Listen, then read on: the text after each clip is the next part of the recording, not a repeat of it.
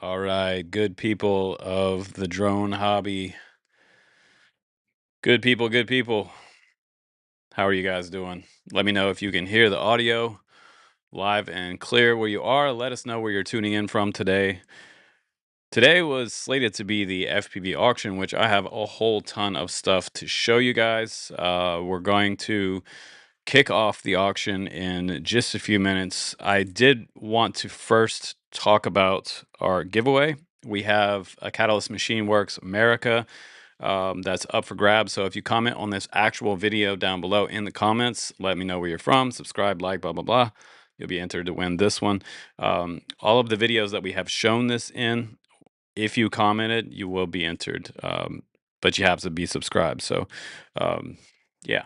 So this one went up around the $500 mark. It is an analog quad, so you don't need DJI goggles for this one, which today is a good thing.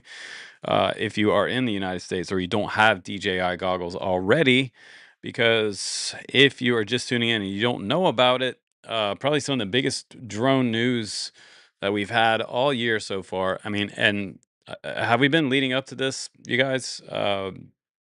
Yeah, we've pretty much been leading up to this all year, and it's part of the last 5 years since everything popped off in the Ukraine. We've had quite a black mark, a black spot put on our hobby, unfortunately, due to a lot of the wars and the usefulness of FPV drones on the battlefield, which makes it hard to enjoy the hobby in the same type of way we did before everything went kind of dark. However, there is a light at the end of the tunnel because, well, I'm still here supporting the hobby.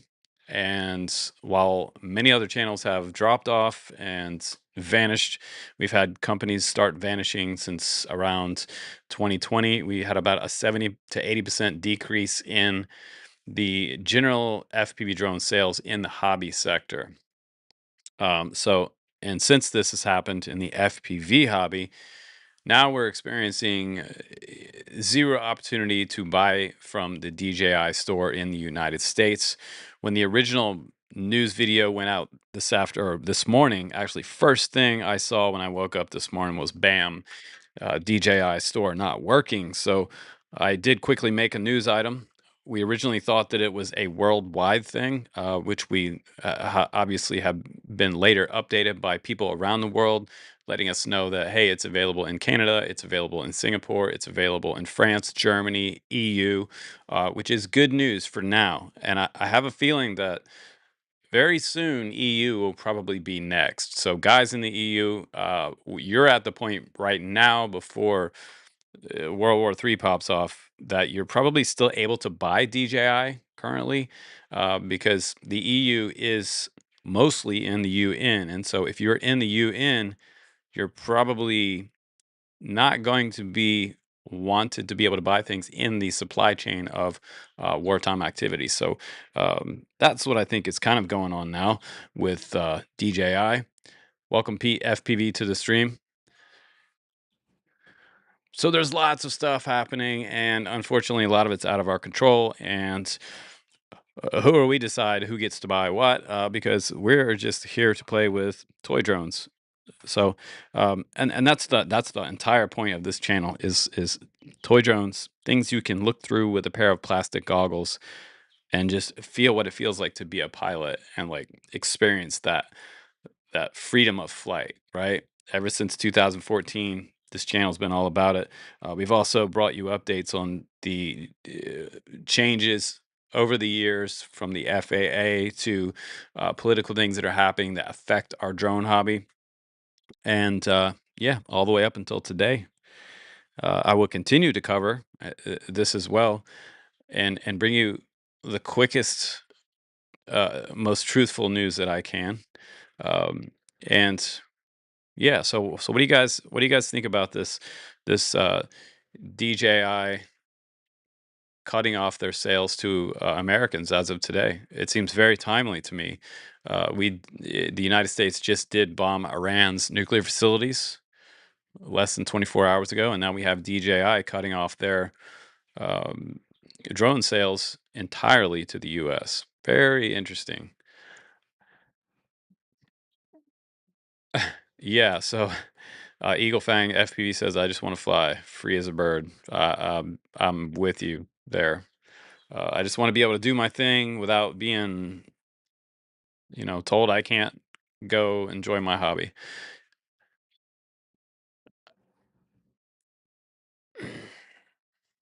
Brian Feller says they're still allowing updates. That's good. I was going to check my DJI apps because I have a ton of emails and questions coming in across the board today. It's been crazy. People asking me all kinds of questions. Does the app work?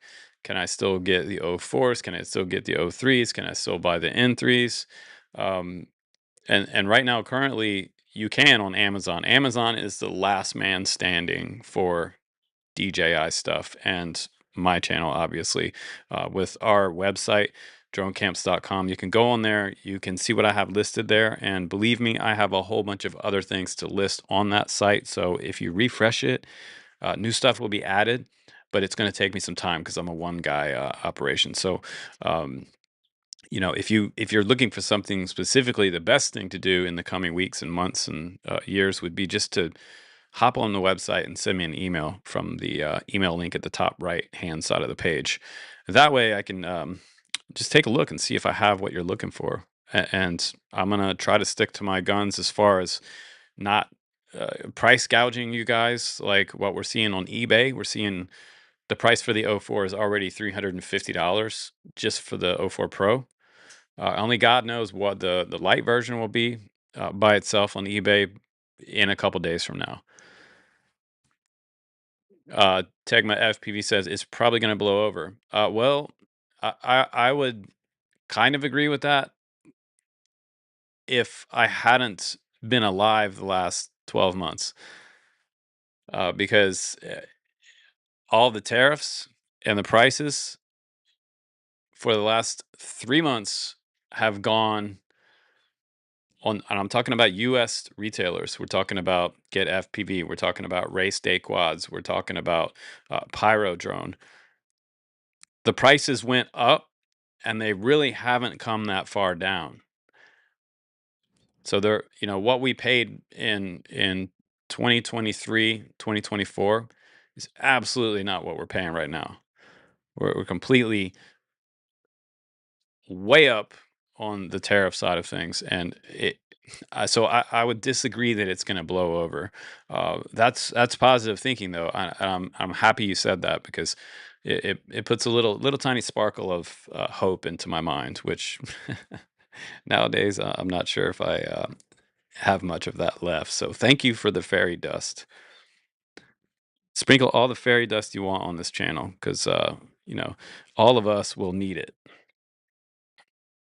And by the way, if you want to grab a hat or a t-shirt, you should definitely grab one and support the channel because again, like last man standing in the FPV hobby, I will be here as long as I can, even if I have to hold a candle out to run a camera and, and live stream from the desert somewhere. Who the hell knows? Um, but yeah, I'm still getting text messages from people about this.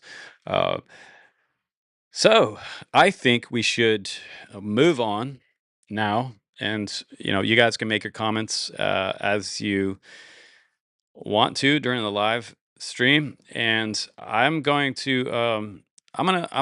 put some item up for bid. And the way this works is that we have our PayPal on the screen. If you win in the chat, if you put in a bid in for whatever monies you want. Okay, we're gonna have a reserve on each item because I would like to at least get something out of this. I can't just sell stuff for $20, $10, whatever. This is not Timu, however the hell you say that. Uh, we are a family business, and yeah, if you win something, pay the PayPal.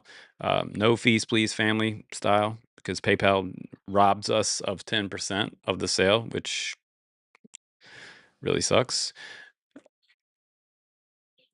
Take my FPV saying 12 months is no time, bro. It'll be fine. LOL. That's right. That's right. Kevin says, so if you use a stick with DJI drones, Won't that work? Still just not easy like the one-hand stick. Um, if you're speaking of the two-hand transmitters, they take a little more practice than the singular stick, the magic stick.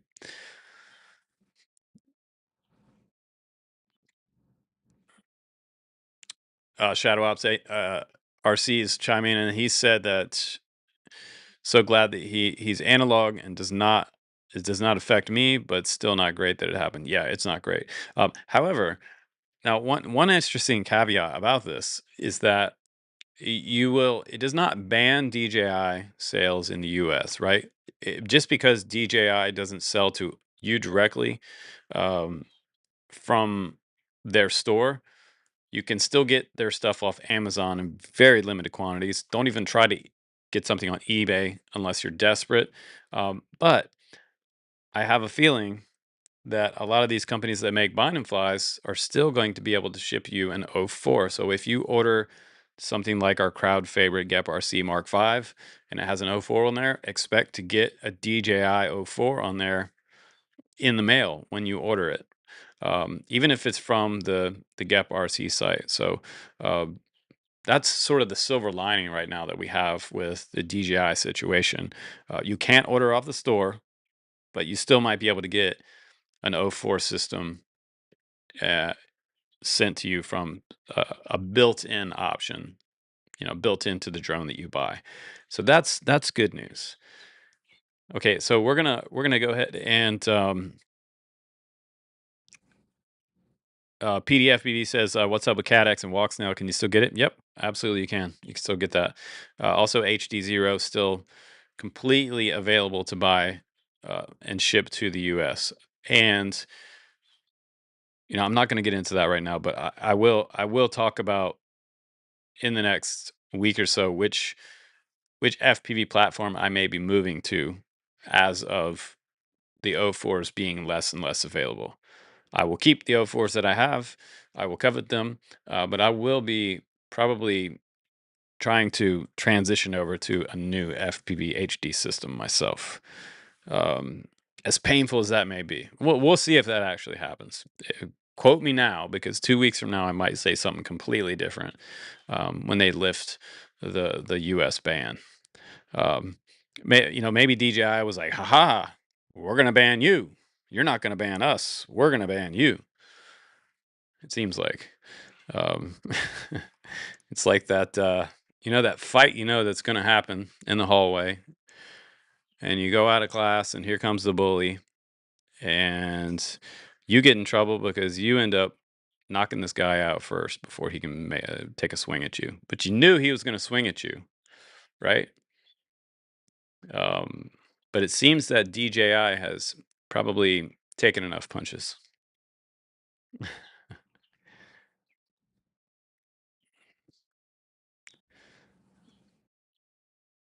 All right.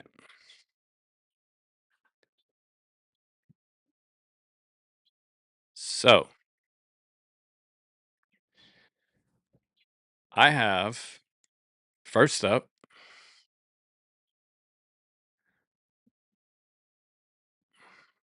Let me just go ahead and create this text on the screen.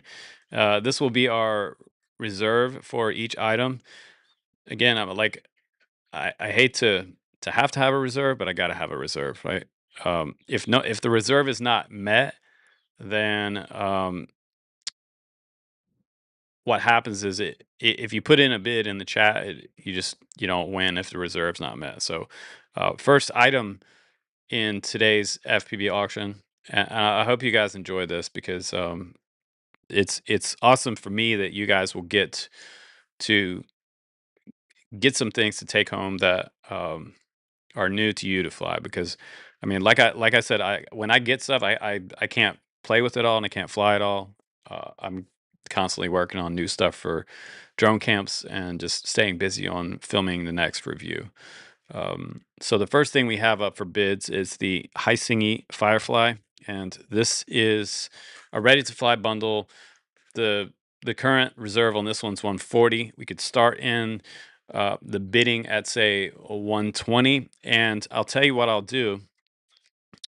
I would like to meet my reserve, of course, and anything over reserve is obviously like a donation to the channel because I'm still here, almost last man standing in in this situation, situational hobby reduction.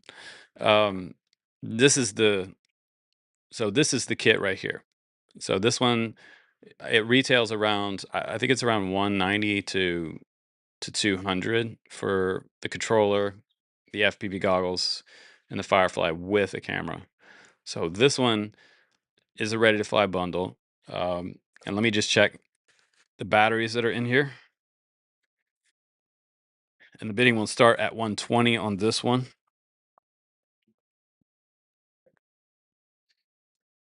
And I'm gonna go ahead and say that there's gonna be two batteries included with this one. So I'm gonna put two batteries with the Firefly. So this one, if you're wondering more about it, it's an analog FPV kit with the TX50 controller. Has the ARX 300 goggles, and it's analog, but it does have a DVR on there for SD card. And you can record your videos. So I got Vincent Camino. Camino, am I pronouncing that right? Comes in right at the reserve at 140. Man, that'd be awesome. So if anybody else has any other bids, I'll give that. We're gonna give that one. We'll give this item like 2 minutes before we close out on this one. If no one else puts in a bid, Vincent will be the winner of this one,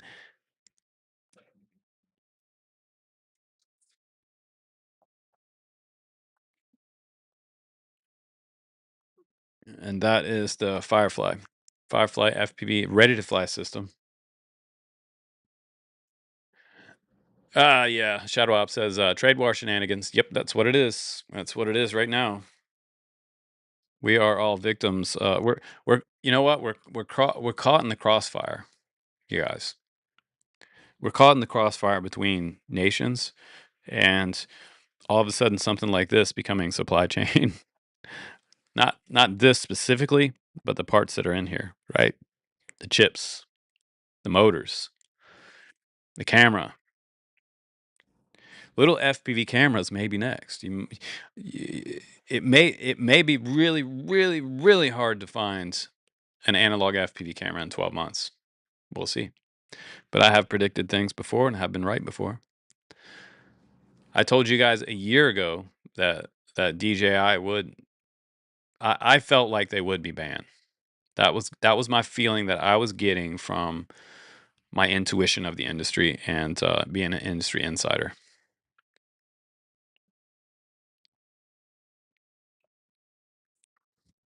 Okay, is there any more bids on the Firefly ready to fly system at 140? Do we have? I feel like an auctioneer. Do we have 145, 150, 160 going once, going twice, going once, going twice? Reserve is at $140. Do I see 145 on the board?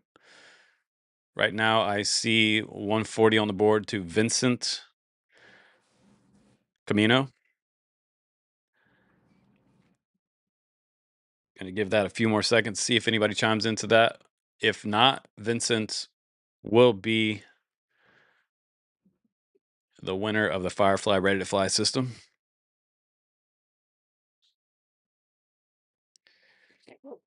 Shadow Ops says a huge chip fab shop going on here in Boise. Chips start getting made here. That's awesome.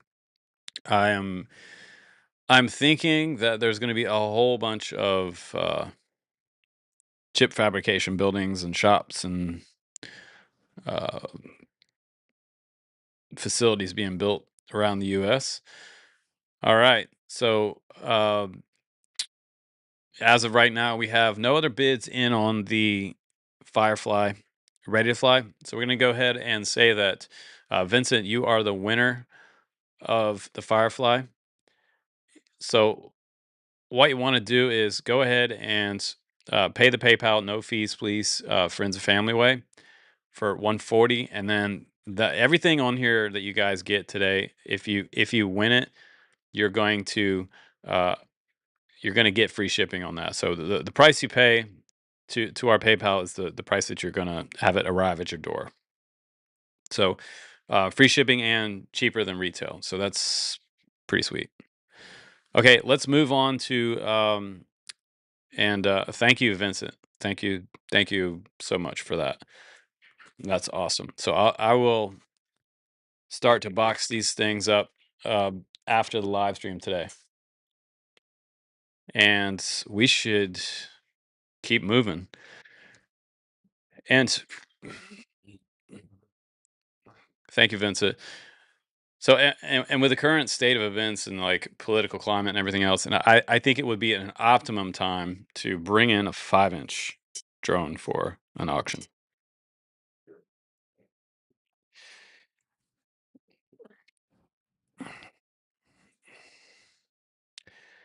And yeah, this is a 5-inch analog iFlight XL5.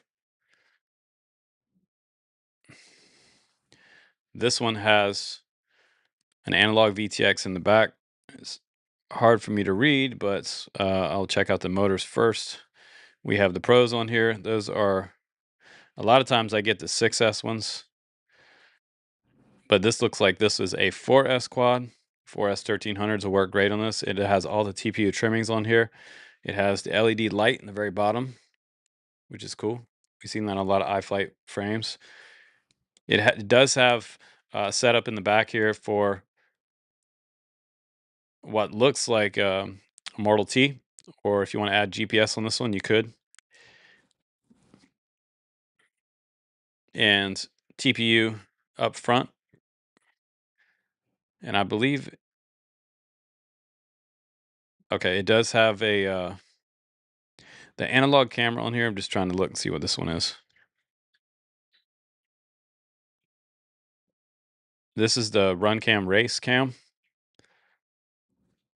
XT60 in the back, singular antenna. This is an iFlight right-hand circular polarized antenna on the back. It has that awesome TPU thumb screw on the back, so you can undo that pretty quickly.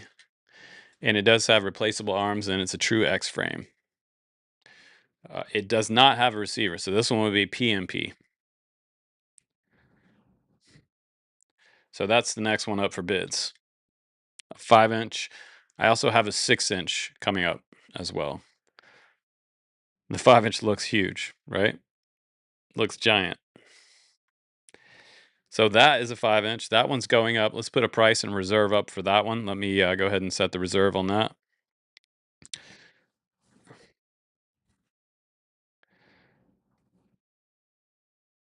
And this may be an amazing price right now because everything else analog is jacked up.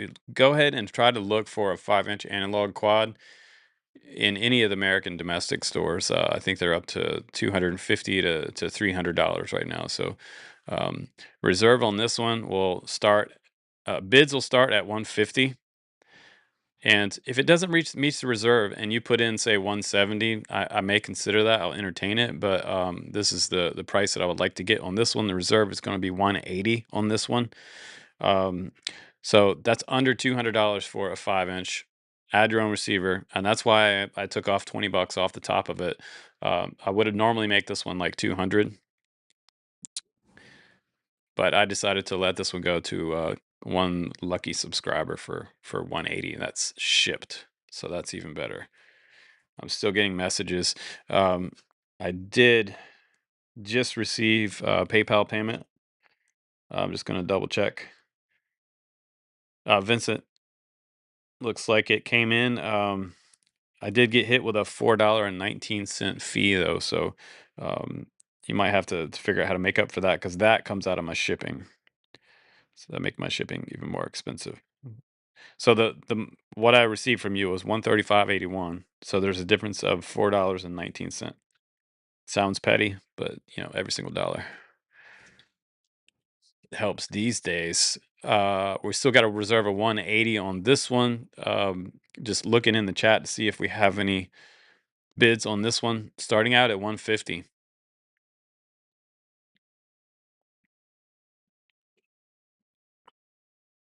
If you don't know how to do a PayPal payment, go to paypal.com, load it up, and go ahead and make an account.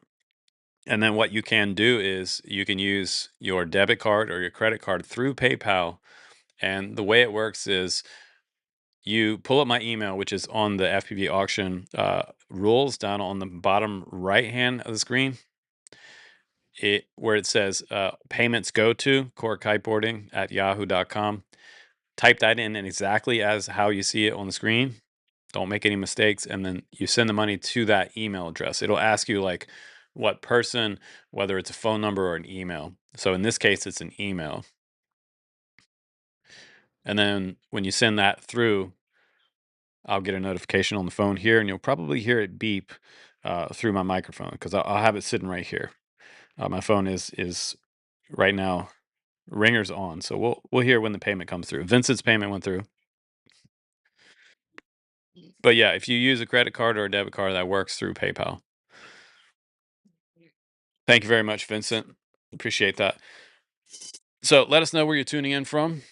If you guys are just joining the FPV auction, what a day to have this auction, because I think it's almost like I planned this, that DJI would go down today, and then all of a sudden here I'm selling some stuff that I may have some DJI stuff that I sell in this auction today. Um, Now maybe like a couple days from now I'll be wishing I didn't sell anything DJI, but we shall see.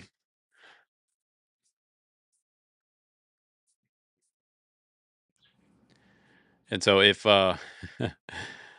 if our guy's right, maybe this will just all blow over, but we'll have to see. And the reserve on this one is 180. And I'm not even sure what the current retail on the XL5 is, or this is an XL5 frame, but it's not the actual name of this particular quad. Just gonna go ahead and I'm gonna scroll over to the iFlight store.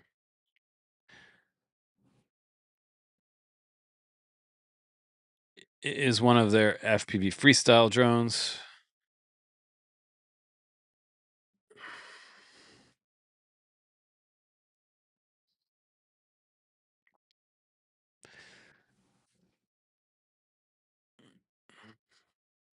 So the XL5, what happened with the XL5 is it sort of graduated into what we know now as the Nazgul 5 series. So this is essentially a Nazgul 5 frame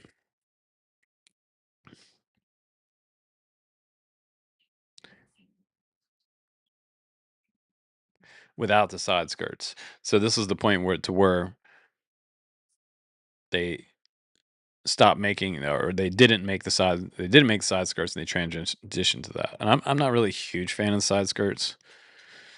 But yeah, this one's going up for 180 if you just joined the FPV auction.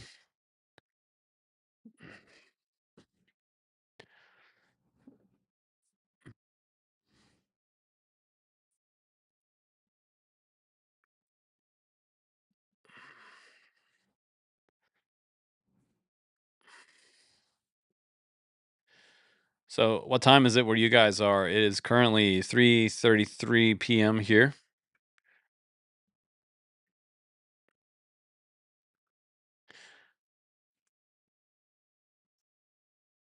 Kevin says he'll go 160 if he doesn't have to bother with PayPal.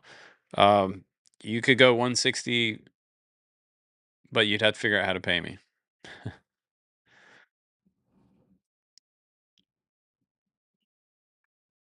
You might be able to hop on the website and then send me a message, send me an email from the website, and you could Zelly me. So if you want to Zelly me that, we can probably do it through Zelly or Venmo, one of the two. We can set that up if you want to send me an email on that one. It is Tyrell asks what video systems on this. Uh, it is the race cam on here. It's an analog FPV system. The race, I can barely see that.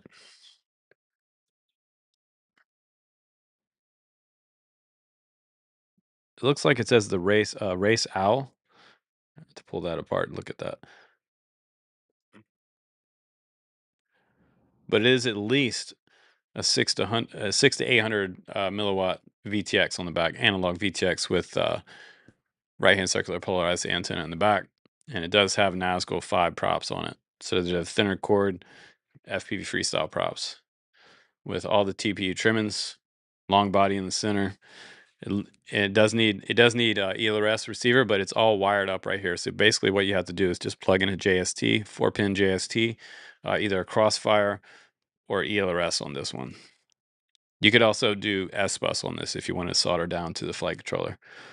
But a very nice stack from iFlight. So it's the original iFlight F7 stack on this one.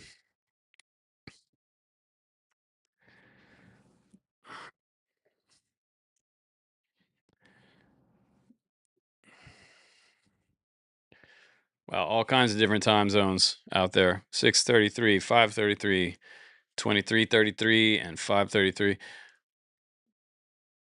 Big Bear, California. How's it going, Adam? 6:33 out in the Appalachians. Man, that's some of my favorite spot in the country right there. I love the Appalachian Mountains. Appalachian. I think it's Appalachian.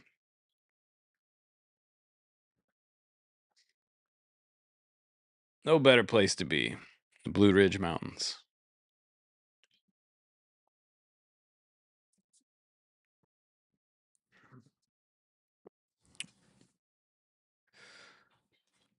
OKC, 5:30.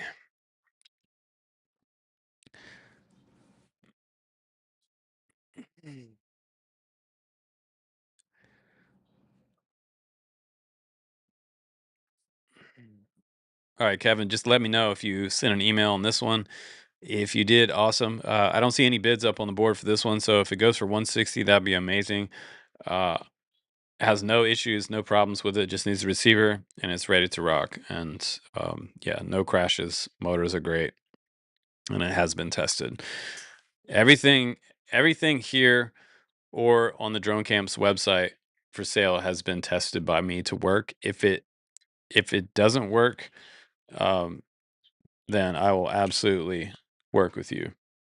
So I usually work with customers one-on-one since I'm not like a huge corporation. Very easy to work with me. Now, I do have another one up for bids. We're going to go ahead and start the next quad. And again, I think we should put another quad up that is an analog FPV drone as well.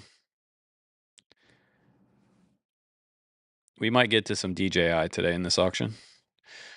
So the next one up in the lineup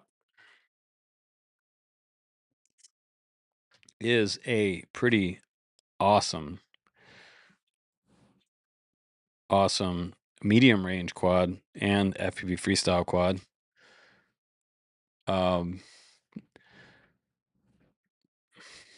That is very, very nice.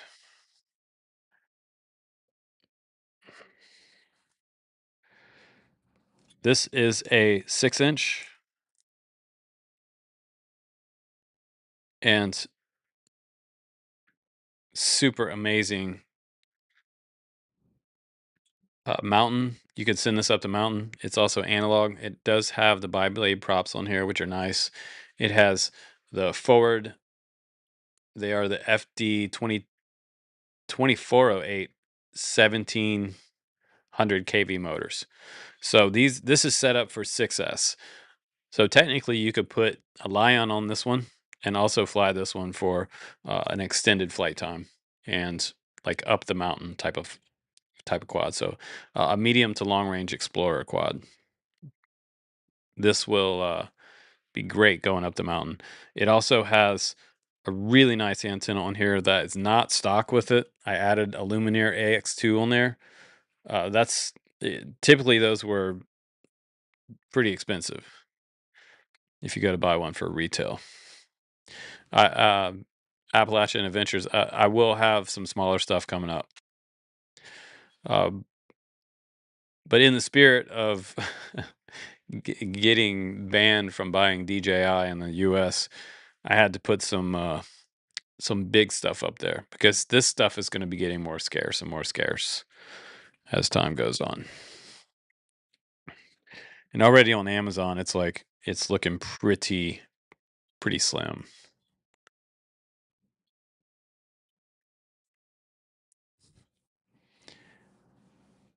And on some of the websites, man, some of the domestic prices are freaking me out, because I have a really hard time paying $300 to $500 for an analog quad.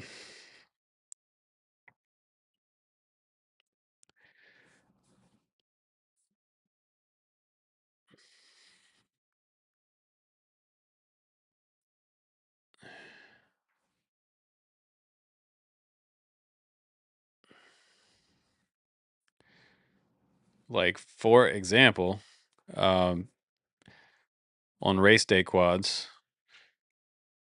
I mean, a lot of the stuff sold out anyway.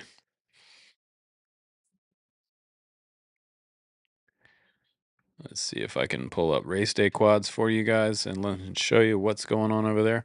I mean, right now, like the Mark V with 03 on there is $704, right? $704 for a Cinewhoop. It's $644.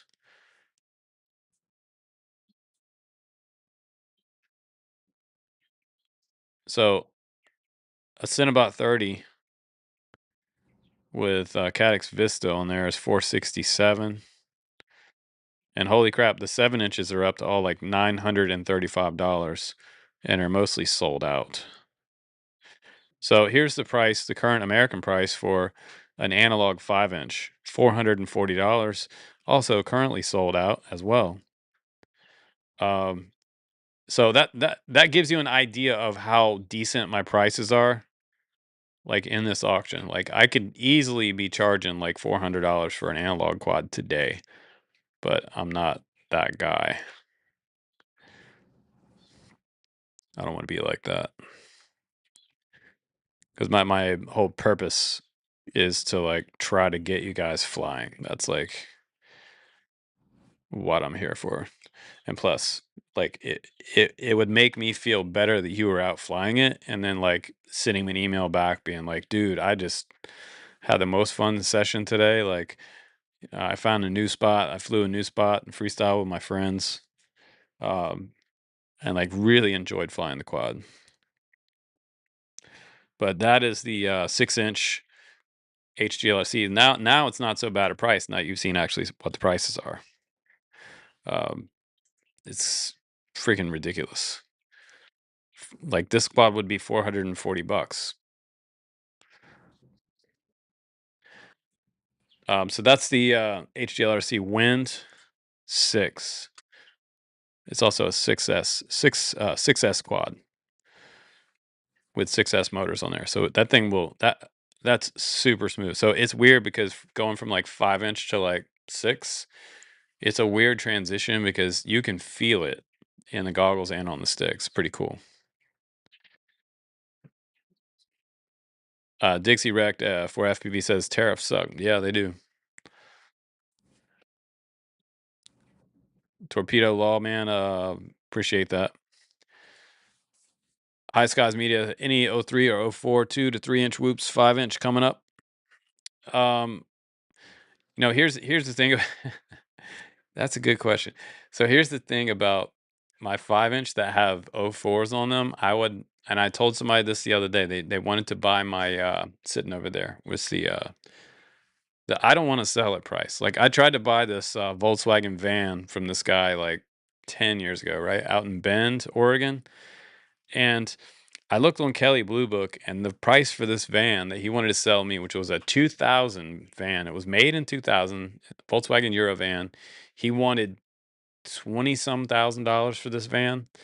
And when I drove all the way out to Bend from Portland, um, this van was visibly just kind of not that great. It didn't look very, like the carpet was smudgy. That was kind of had a smell to the whole van, like an old Tonka truck or something. Like it looked like an old Tonka truck, right? But it was a van, and this was before the pandemic and all that stuff. Um, But he was trying to sell me a van for $20-some thousand with high miles, and the Kelly Blue Book on it was 12,000. And so I told him, I said, "Hey man, where'd you get that price from? Is that the I don't want to sell it price? Is your wife making you sell the van, and that's the price you put it up for because she wants you to get rid of it, but you don't want to get rid of it?" And he said, "No man, that's my price. That's my price." Like, well, your price is about double what everyone else says it should be. So my 5-inch sitting over there with 04 on it, I would sell it, but it would have to be at the I don't want to sell it price, which would be I don't even know what that would be. You would have to make up a price and like blow me away with that. And I'm not gouging. I'm not able to buy it right now. I'm not able to just go get it or buy it, or the company that sent it to me is probably not going to send me another one. So once it leaves my hands, it's gone forever. It's the gone forever price.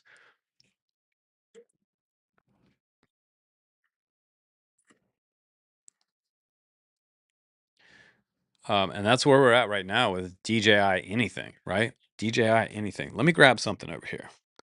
This is like reminds me of we did some streams around Christmas time where we did some sales like this, and I was FPV Santa Claus. Should we do a whoop? Do you guys want me to put a whoop up for grabs? This one has ELRS on here. I've shown this one on before.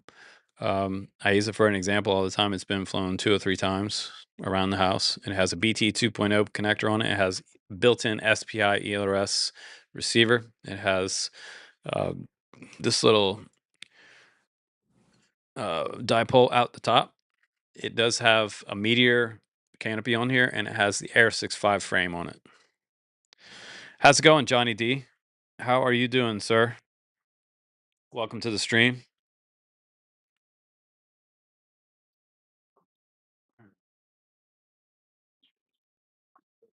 Okay, you guys asked for DJI, and since DJI is banned right now, um, not by the U.S., not by the DoD, not by the federal government for consumer purchase, but by DJI themselves. They have banned themselves. They have closed down their doors to sales to the U.S. So, this one I've put up for bids before, and no one grabbed at it, which was really interesting to me because this is one of the Axis Flying foldable 5-inch DJI quads, and probably one of the most interesting designs I've ever seen on my channel. It also has GPS on the back. It has a super long antenna on the top. You could fly this one. I believe it was on 6S. It does have a stepped down motor design on here, which allows a longer flight time. It is meant to be either a freestyler or a cruiser. You could freestyle this one all day, which I did. It flies really great. Has an amazing tune on here. XT60 on the side, and best of all, it has a Cadex Vista on here. It looks like it would walk, doesn't it? Joseph Mendez said, "Does it walk?" So you open these up, and they lock into place. This is pretty badass right here. It's like a transformer, and I almost shouldn't sell this one just because I just like looking at this one. This is one of the ones I could leave sitting there for the next few years, and then maybe fly it when I'm retired and enjoy the shit out of this one. Because it's super badass. I know you guys asked for some small quads, but I'm going to show you that one for right now. And you guys think about that one. That one does have Cadex Vista on there. It's also PMP. You can add ELRS or TBS Crossfire to that. And you just solder on your receiver on the bottom of it. It has a place up inside the very back. There's a tray back here for your receiver to slide into. And then it has a spot for the Immortal T antenna to stick out just underneath the GPS right here. There's a little slot for Immortal T. That's just the T antenna. Johnny D, you said you need analog. Well, here's analog for you right here. I talked about this one before. This one has the brand new Beta FPV. Um, I believe it was the Matrix plug and play. So everything on here is plug in. It does fly on a BT 2.0 connector, so all the Betaflight and the A30 type of connectors work on this one. And it will come with a plug-in USB cable that I have to put in the box with it.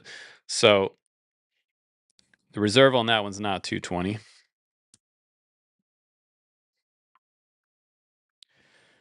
All right, we're back. So I was told that we would probably be cyber attacked at some point in the in the next 12 months, and that may be already happening. So um, I'm still here. This is the one that we were just going to put up, and when I clicked on something, the matrix attack, the whole program crashed. So if it happens again, the good thing is that I have the option to be able to resume it once the program restarts. So thank you, OBS, for that. We're back. And I didn't have to start up a new stream, I don't believe. So I am seeing that we're still here. Awesome. Okay, no sound. Anybody else hear me? Check, check. All right. Let's double check this. All right. Check, check.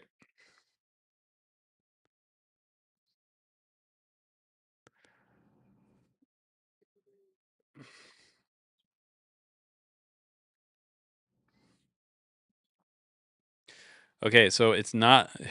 This is interesting. I can restart the program, but I can't. Maybe I can add it this way. Okay, I'm gonna try to.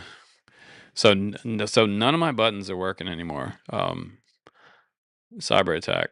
Okay, so I'm gonna have to audibly set the reserves on things. Okay, the reserve on the Whoop would be 110 for this. This is what I'd like to get.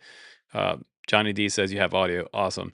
So for some reason, whatever powers that be doesn't want me to have control of my program anymore. But we're back to streaming.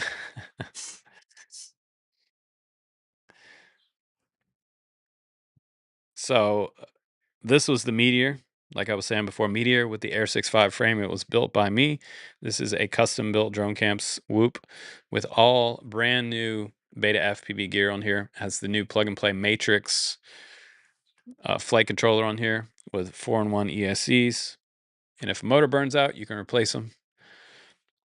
And it does have the brand new race series motors from Beta FPV on here. These are super freaking nice. I'll also include a USB cable with this one. So this new flight controller from Beta FPV, it has the USB port removed so that they could lighten it up another, say, 5 grams for you. So now it has a little tiny JST on the bottom, which a USB cable plugs into, USB-C. So we got Shadow Ops RC in at 110 on that one. If we don't have any other bids coming in the next couple minutes, I'll give this one 2 minutes and we're going to move on to the next quad. Shadow Ops RC in at 110 on that one. If you declare the winner on that one, bro, you can send me the PayPal. I guess you already know how to do that.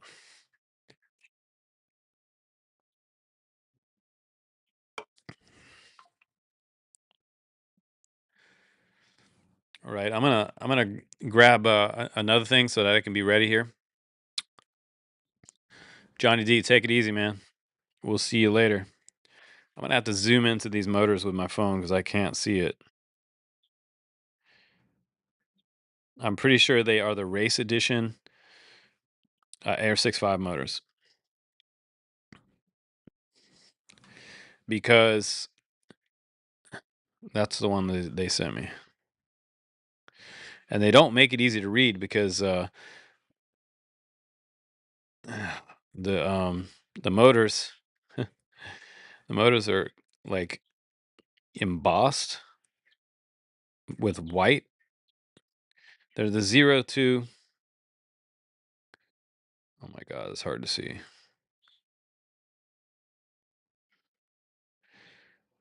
There's the series 2.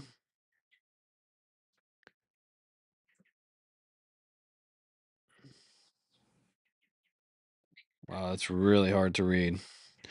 It'll be another hour before I can read these motors. That's too rich for me, bro.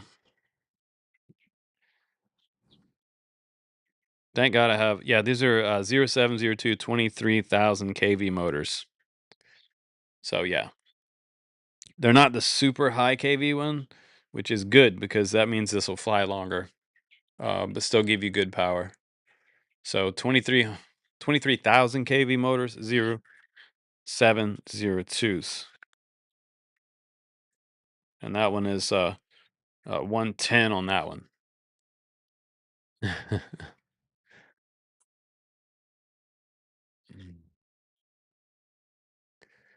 Oh yeah, that's awesome. Your daughter wants to start flying. This will get her flying right here. This would be good for her.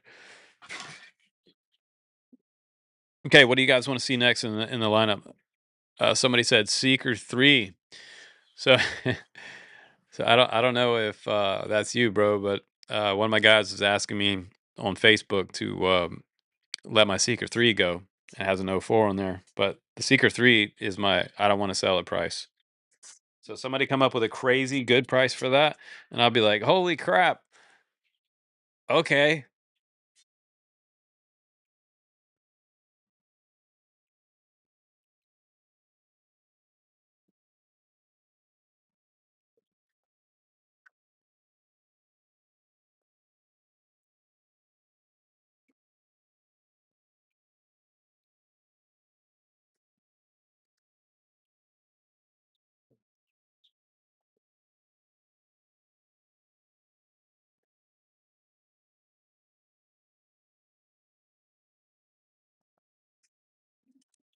All right, I got 2 more quads and a charger coming up.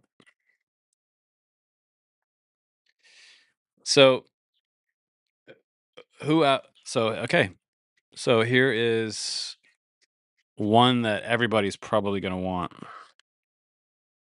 because you asked for something small. You also asked for something DJI. So I'm going to give it to you. Not going to give it to you, but going to put it up for bids. And there's a little sneak peek. Is the USB-C adapter. So that tells you it's from our guys at Beta FPV. And this one has a DJI 03 on there. And Cobb LEDs.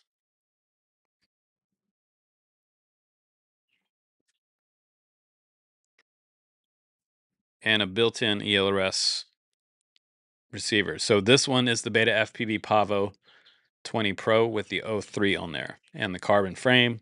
It has the Cobb LEDs. This one is super awesome. And apparently you can't get DJI right now. There is one caveat of this one. It does have my personal 03 on here. And I was going to keep pulling this one off and putting it on a new quad because at a certain point, all the companies just stopped sending us any DJI VTXs and cameras. So what they're doing is they're sending all the Adrone VTX to the kits that they're sending out to reviewers. But this one has a scratch on one side, and you can see that in like the recordings on this one. So I would let this one go for, obviously, I would give $100 off on this one, and you can replace the camera because you could still get the camera um, on Amazon if you really wanted to replace it. You can fly it how it is because I've been flying it how it is, so I can show you that up close. And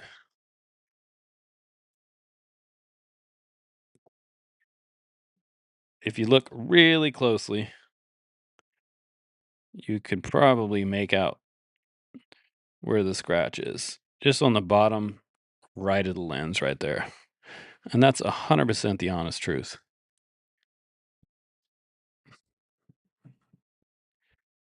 But I have kept this one for myself for many months since this one came out, since late last year when this one came out. And the '04 version is sitting over there as well. 350 for the Seeker. That's not the. I don't want to sell it price. That would probably be my retail price if I wanted to sell it. That's not my holy crap. That's so much money that I can't not sell it to you price. Because you gotta remember, I have an abundance of drones, and right now since DJI, I mean, and even before DJI just said screw you to U.S. customers, today I've been kind of coveting that '04. I don't have many '04s left. That's the reason. I do have some FPV wings. I think I have an FPV wing. I have all kinds of FPV planes. You could email me about an FPV wing, and we could set something up about an FPV wing. So near 450 is getting into the neighborhood of where I would start to be like, 450 is getting there.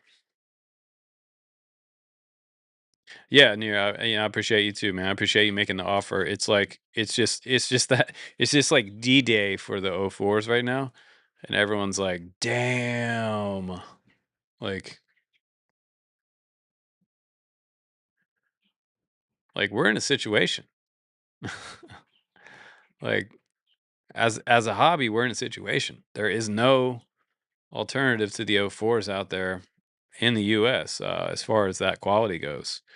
Like I know some folks that make some pretty awesome uh sort of private sector stuff, but it's like $1,200 for one of their cameras. Would you let the Seeker go without the VTX? I would entertain that because currently I have the Eagle 2 that came to me yesterday, and the Rando FPV. The email is on the screen, inside the FPV, right down here, right there. Look on the screen right there where it says payments go to our PayPal, corekiteboarding at yahoo.com. Don't misspell that, by the way. Near says 480 is my max. I will definitely, I would consider that. I would consider 480. So the reserve on this one, I would set the reserve on this one at 310. But absolutely, if you pay for this one, if you decide to pay 310 for this one with the '03 on there, please do not give me the fee version on PayPal and jack me down to under 200 or under $300. Make sure you pay friends and family on that so that I can get the full 310, because that extra $10 on top of 300 is going to help pay for the shipping. Essentially, 310, $10 helps me with the shipping a little bit, and then I walk away with 300 for the '03. And this one's ready to go.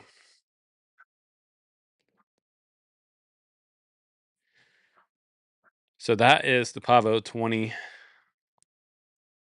Pro from Beta FPV, 2-inch with the LEDs. Everything is all ready to go.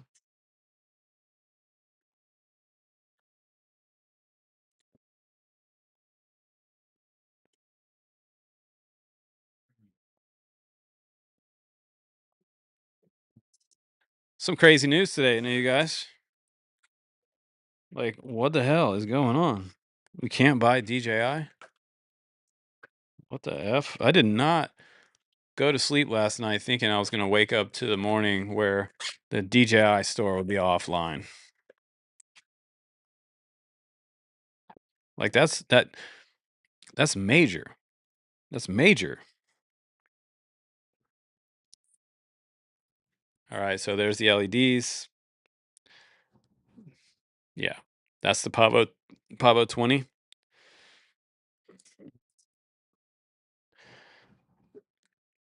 Pretty freaking epic. You can also put these LEDs on a switch, and you can change from like 10 different types of patterns here. You can make them solid, you can make them rainbow, you can make them ants marching, you can make them all kinds of different things. Pretty pretty awesome.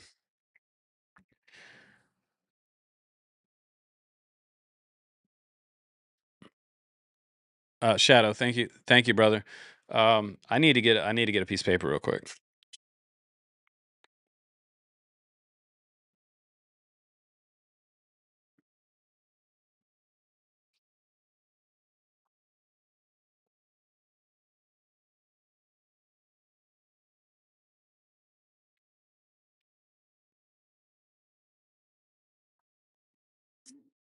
All right, I'm just checking in on our PayPal real quick.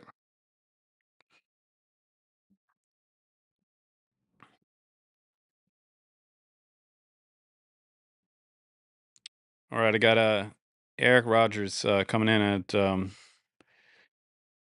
paid in 115, and my total is 111.56, and that was paying in on the Whoop. Just gonna write your name down on that one, brother.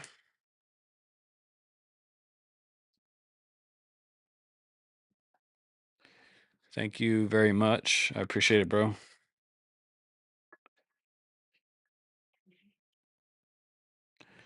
I will be sending you an email. Okay. So anyone who buys anything today, I will email you.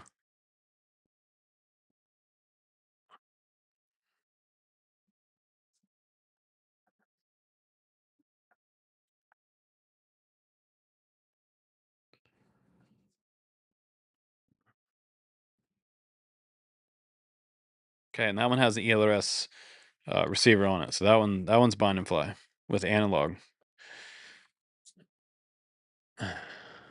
Thank you. I appreciate that. Thank you so much. Sometimes it doesn't give people the option for friends and family, and it must be if you don't have a PayPal account or something. Um, so I want to go back in the chat. Thank you, Eric. I appreciate that, man. I want to go back in the chat and just double check to see.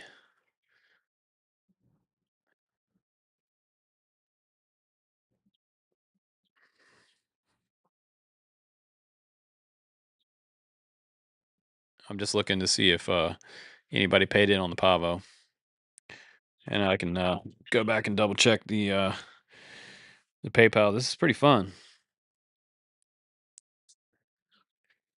And the other sale we had in today was Vincent on the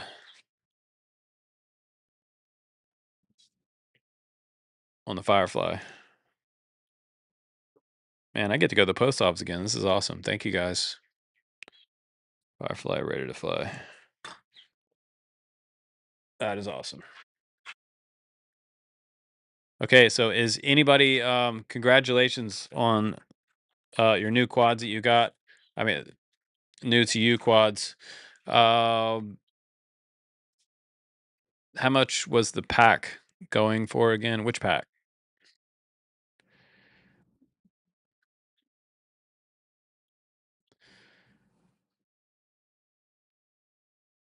Appreciate that, Chris. I got some haters out there. You know,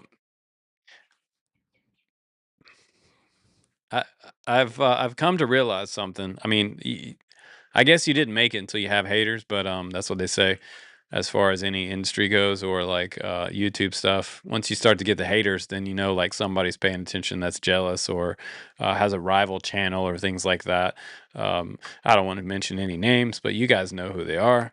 And I've been around longer than any of those two, which I will not name names. But yeah, beyond that,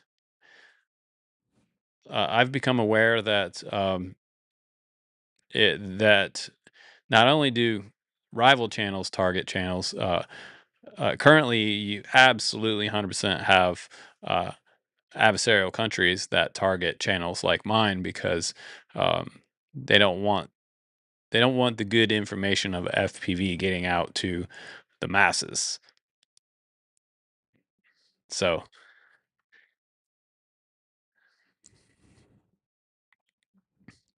hey, you're welcome, Shadow Man. Appreciate it. Thank you so much. I will be going to the PO tomorrow to send out all these boxes. Um, so yeah, like foreign countries sometimes target YouTube channels with bots, and it's really strange because like I can see it happen when I release a new video, and it's really interesting. It's a type of psyop, and it's also has to do with like putting negative comments on a video, right? And then it's basically to try to create a bad feeling about something, right? A bad feeling, even though there is no bad feelings about the product or whatever, the RC helicopter or whatever it is that I'm talking about, completely hobby related, right? But they want to put a bad feeling on it, or they want to they want to bring bad feelings to me, and sort of basically like it's a type of mind control. Um, and so when I'm so quick at it now, like I'll start to read a comment and I'll realize it's a bot. And before I let it affect my mental status for the day, like getting me all bummed out, oh, this one guy says, this about my channel or this or that. Um, I have to realize it's a bot. It's a fucking bot. It's an adversarial country bot. 100% psyop. And what's crazy is that uh, the psyop, it obviously extends out beyond like YouTube channels. It's not just Joseph Mendez says trolls.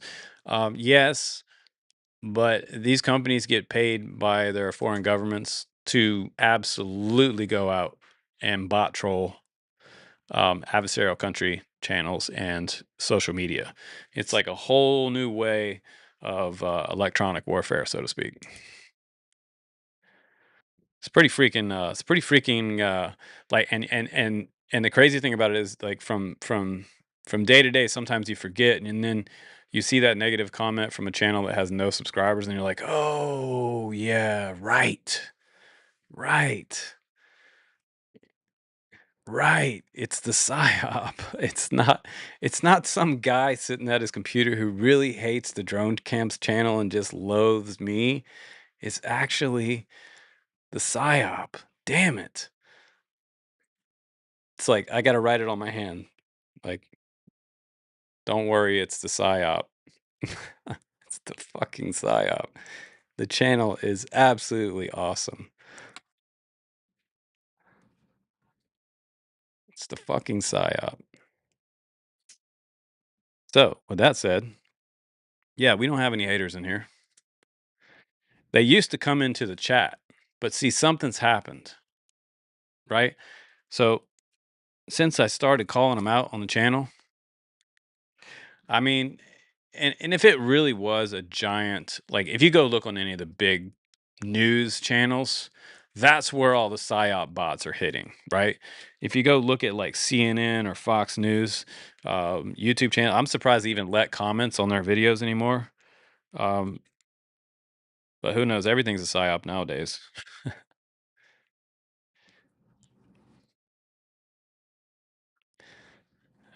Moss one with no subscribers. Hello, hello, guys, fellow psyop here. Damn that Justin Davis. Damn him for bringing cheap FPV to the masses. Fake news. Exactly. It's fake news. And actually today I posted in one of the drone. Oh, this was great. This was definitely a psyop kind of thing. I posted about the DJI news about DJI blocking Americans, and the first comment on there was from a user named Trump Taco, right? So think about a user with the name Trump Taco. Now, no offense to any side of the political aisle, but I can guess what side of the political aisle he's from. And 100% trolling.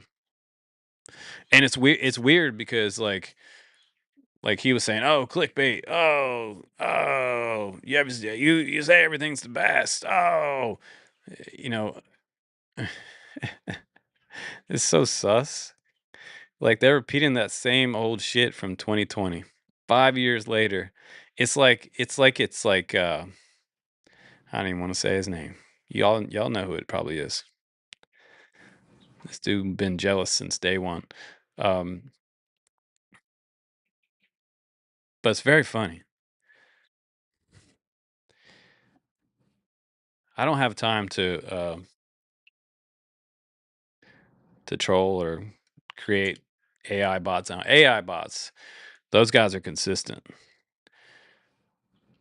There's also some other stuff that I've seen happening on like when I release a video, like I'll pay attention and I'll watch, and I've noticed some tinkering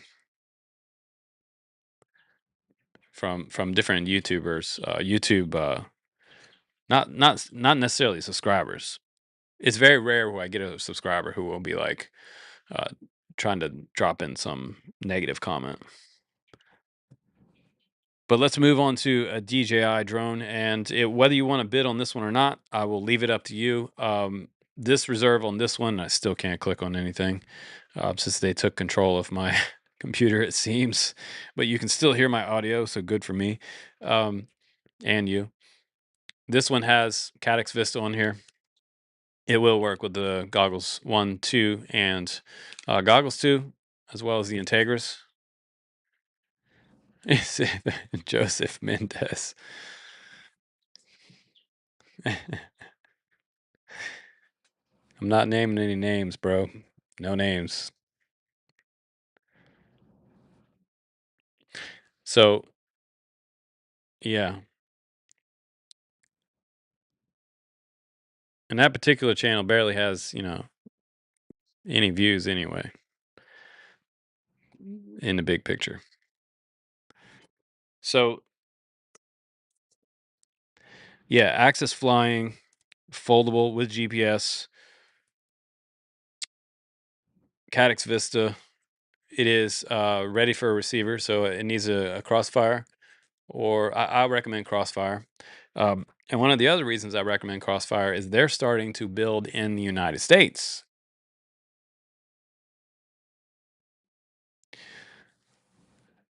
So the reserve on this one, God, it's cool quad.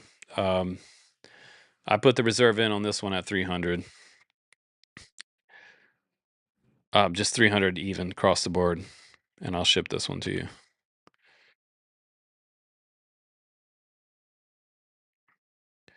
This one has the Axis Flying 223 motors on here. You might have to look up the specs on their website on this one, but I believe it'll handle a 6S because I'm pretty sure I was flying this one 6S. But double check that before you fly it. You can see our PayPal payments down there.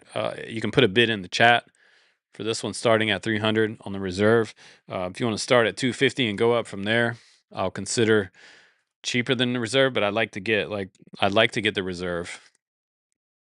But that one is one of my favorites that I've had. I just keep it sitting close by. A lot of times, if you look back in our videos, you'll see this sitting behind me on the shelf behind me. I have a lot of my favorites sitting back there. This one was a gift from a friend of mine who's retired from the police department, and that one's pretty cool. It does have an additional Intel obstacle avoidance set up on the very front on this bottom bar. And that's the Typhoon H. That's a legendary hexacopter uh, from an awesome friend of mine who I hope is doing well. If you're watching and listening from your plush new home after retirement. But yeah, this one, yeah, it sat back here and chilled for a lot of videos. We got a bid in on 200 on the Pavo Pico. I will consider that, brother. Reserve on this one was, I think I said 310. This one has an 03 on here, so keep that in mind. An 03 right now is more expensive than the 04. Or it was yesterday, but today eBay, the 04 is already up to $350. And the reason that I was telling someone recently that the 03 is more expensive than the 04 right now, because the 03 is out of production. So whatever 03s are left out there, that's it, on the 03s. They are still making 04s, but you can't buy them. So that's the Pavo 20 Pro here. It has the original. I'll ship it to you in the original box with the extras, USB cable, some extra props. There's also an extra carbon brace in here.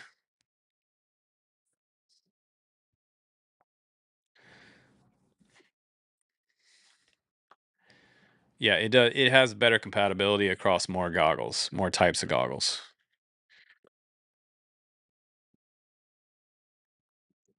UAV Futures surfacing in the chat. How you doing, brother? What ungodly time is it in Australia right now? Hey, we're still here, buddy. We are still here. They tried to run us off, but they couldn't do it, could they? Um, I'm just trying to earn a little bit of money for the family, brother. Stu, you know how it gets sometimes, man, trying to make it. um, I'm like an island boy, just trying to make it. So yeah, this is all like, this goes to a family business. It's awesome. You're supporting our family. I got 4 kids. Come on. I know Stu. And Stu is a legend. Stu from UAV Futures also had, I believe you have one.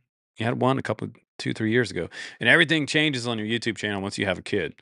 And we just stopped making as many videos. And I at some point, I think 2, 3 years into my YouTube channel, we had twins. That was crazy. My twins are now 9. They'll be 10 this summer. It's crazy. Hey, Chris, thank you for the $5 super chat. Hey, I appreciate you. Thank you. Thank you for hanging out today and dealing with the psyop on the channel, the psyops. If you see any negative comments, just ignore them. It's not even the haters anymore. It's the psyop. We're gonna go with that.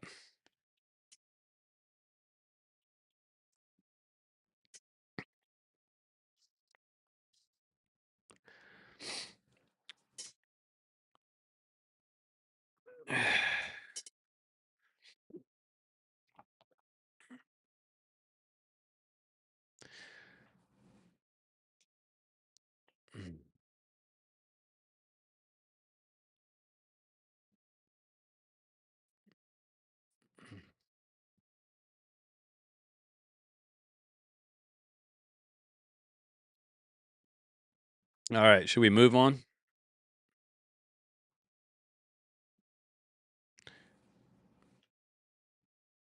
All right, Stu.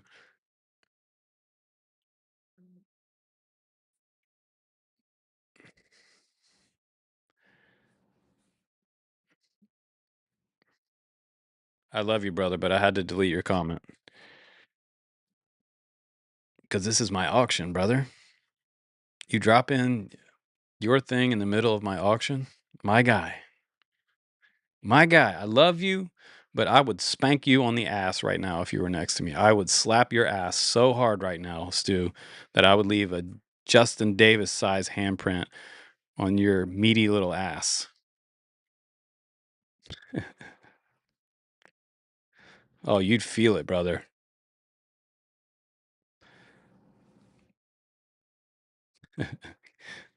Good day. Good day. All right. Watch yourself, Stu.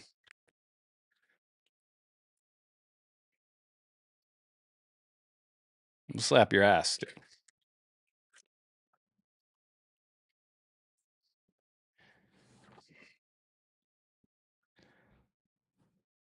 You know, him and I have remained friends through all the bullshit over the years. And he's also been one of those people who have just always had the same goal in mind too. Like myself, we've always wanted to get the most people into the hobby we possibly could, making it uh, easier to watch videos and not so uh, technical, so to speak.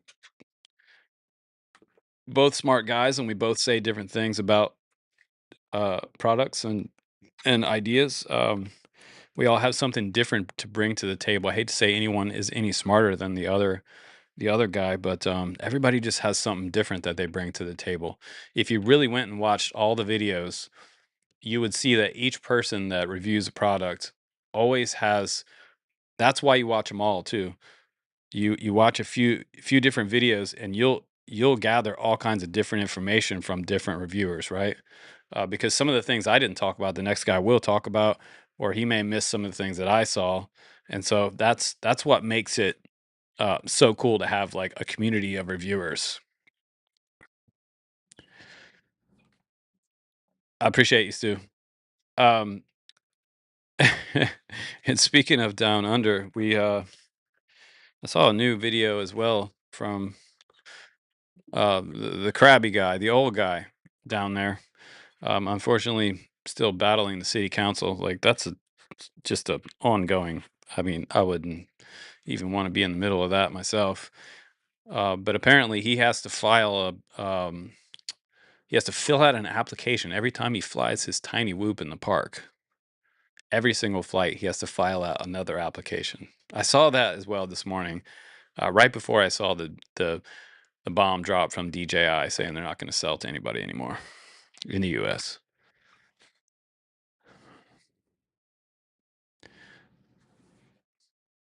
Hi, Nicholas. Welcome to the live stream. We are doing an FPV auction. So all the items you see here that I have been flown and tested by me, and then payable by PayPal. We have a reserve for every single item. Um, and we're doing everything from FPV drones with DJI on there, and also non-DJI analog ones. We're doing tiny whoops, which they're these little guys if you're brand new to FPV. We're also doing larger quads, like 6-inch FPV drones. So this is kind of where you landed. And this channel's been around for 11 years in the FPV hobby. One of the OG channels, the original drone channel. Drone camps and UAV futures may be probably some of the oldest FPV channels on YouTube. So you're watching one of the OG channels. The next thing that I have up for grabs is the M6 AC. It's the smart charger from Toolkit RC. It does have an AC cable along with it. I don't have any of those motors.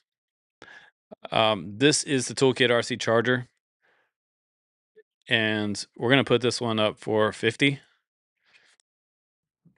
and this one will charge up to a, a 2 to 6S battery.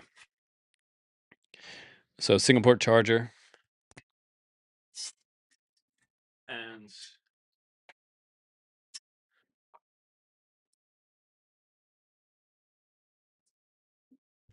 this one comes in at 50.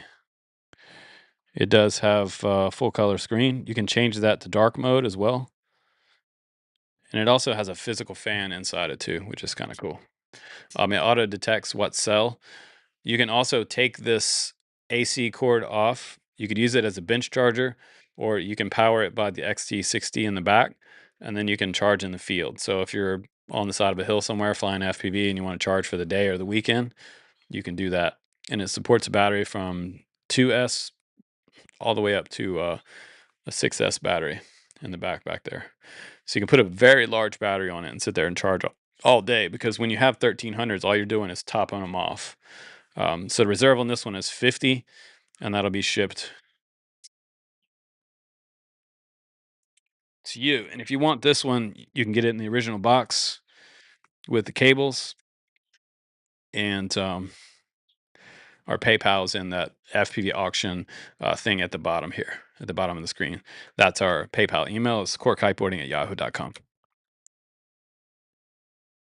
Oh, FamG Thrills. You remember watching Stu, me, Stu, and JB all the time? Yeah, man. We were the big three. In the very beginning of all this, those three channels right there were the ones that all you guys went to check out all the new stuff. And so right now, like, new stuff is less and less all the time, but I still have a pile of stuff over there to review this week. But I wanted to start out Monday with this auction, and then the news item, and then like and even though we get a little bit less things to review lately, it seems like I'm more busy now than I was like 2 years ago, which is kind of crazy. Just because now it's so polarizing in the news too, and trying to keep up with the news all the time is. I mean, I'm literally posting news items from like the kitchen counter sometimes. Um, there used to be a guy I used to watch back in the day, like probably like 10 years ago. He used to have a Simon Newton. Does anybody in the chat remember Simon Newton? I just pulled up his channel, and he hasn't posted in like 5 years or something. I really used to enjoy watching At the Kitchen Table with Simon Newton. And he was one of the OG channels too, even before like Bardwell. Simon Newton was making videos about phantoms and flame wheels and all the early sort of FPV drones. And back then, we didn't really call it FPV. We called it first person view to begin, and then we shortened it later to FPV. But first person view was, it first came around. All of us flew off of a monitor. So like, if you had a first person view uh, camera system set up, it was usually an FPV system with a monitor to start. And we didn't really start flying goggles for a few years, until a few years after that. The 13, that is not a 13-inch on the wall behind me. That is a 15-inch X class, Big Daddy. Squirrely Nuts. That would be something that would be a price that. So this one currently you can't buy. And that one will run off like a 6S 15,000 milliamp. The Pavo is still up for grabs. The Pavo 03 is up with a reserve of 310. So that is with the Cobb the LEDs. We didn't remit the reserve yet, but I will consider your price. But yeah, that's a 15-inch. So look at how big the 15-inch is next to the Gap RC Mod 7 V2 over there beside it. That's a 7-inch. That is a 15-inch. Look at the size difference. It's freaking crazy, isn't it? So Toolkit RC up. If you need a charger and you want it shipped to you in the next couple days, it could get to your doorstep for $50. Say, I'm gonna move on. Oh yeah, yeah. When this came out, it was worth like probably $1,500. And that's an analog drone back there. That's analog. Nicholas, so if you want to put a bid in, you just drop it right in the chat, bro. Yeah, the 15-inch is absolutely a monster. So now I have something here that's in the case for you guys that have DJI goggles, OG DJI goggles, the V1s, the V2s, and the goggles too. Compatible pretty much with all of the FPV goggles that DJI makes, except for the bid right here, and drop your bid in the chat. Except for the goggles 3. And this one is the HollyBro Compass HD. And this one is a 4-inch FPV drone. It has DJI camera on it with the air module, the original OG air module. And this one is set up to fly with S-Bus receiver or Crossfire or ELRS. And currently it has a wire on here that's set up for, it has 3 wires on it set up for S-Bus. If you want to run that, you can add one more wire to it and make it Crossfire. But it has the dual antennas on here. And this one rips. This one really rips. So that is, I swear to God, I feel like this was maybe a 5-inch. I need to double check these props over here. I think this is a 5. I said, I said it was a 4, but I think it's a 5.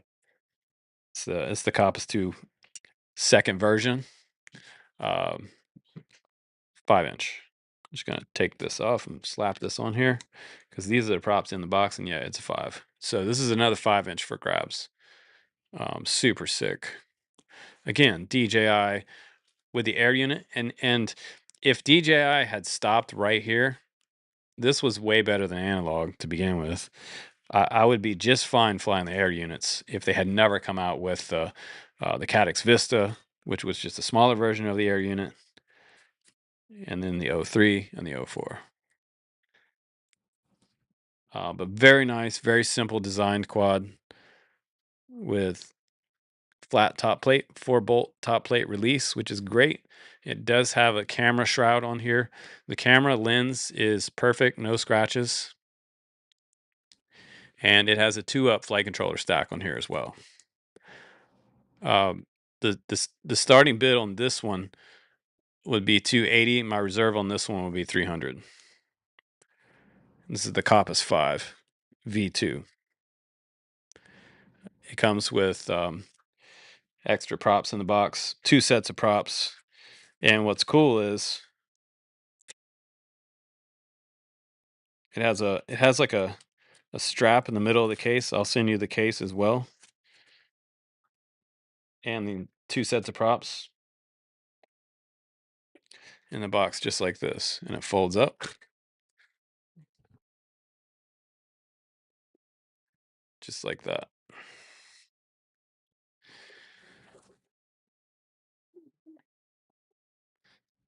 David says, I don't know why DJI doesn't enable its next gen OcuSync with the previous generation OcuSync. I think it has to do with the architecture. The architecture changed in between those generations, so they can't really. DJI does big stuff when they go sometimes one product to the next. They do such a hardware change that hardware is not compatible, backwards compatible. Sometimes it is in the case of like the goggles 2, like being able to bind up with the air unit and stuff. But the goggles 3, just completely different architecture. But yeah, this is the HollyBro Compass V2 5-inch with DJI on board for reserve of 300 on that one with the case. So it looks nice just sitting there. So that one, if you're watching this live stream later too, like you can just send me an email and say, hey, I want that one.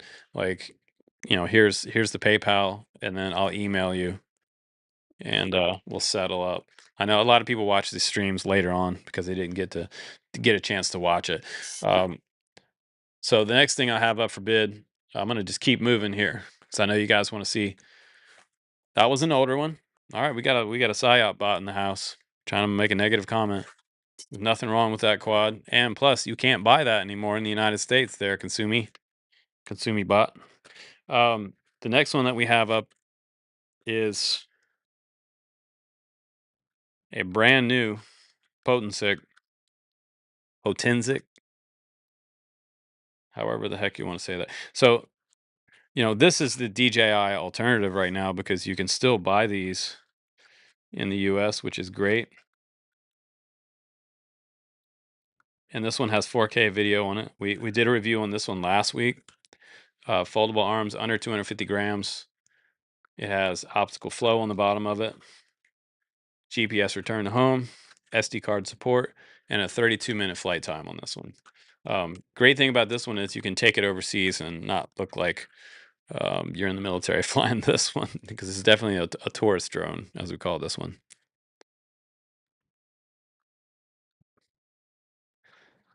Yeah, there's nothing wrong with the air unit. Somebody coming in here talking about ancient. People still fly those to this day. It's a very relevant quad.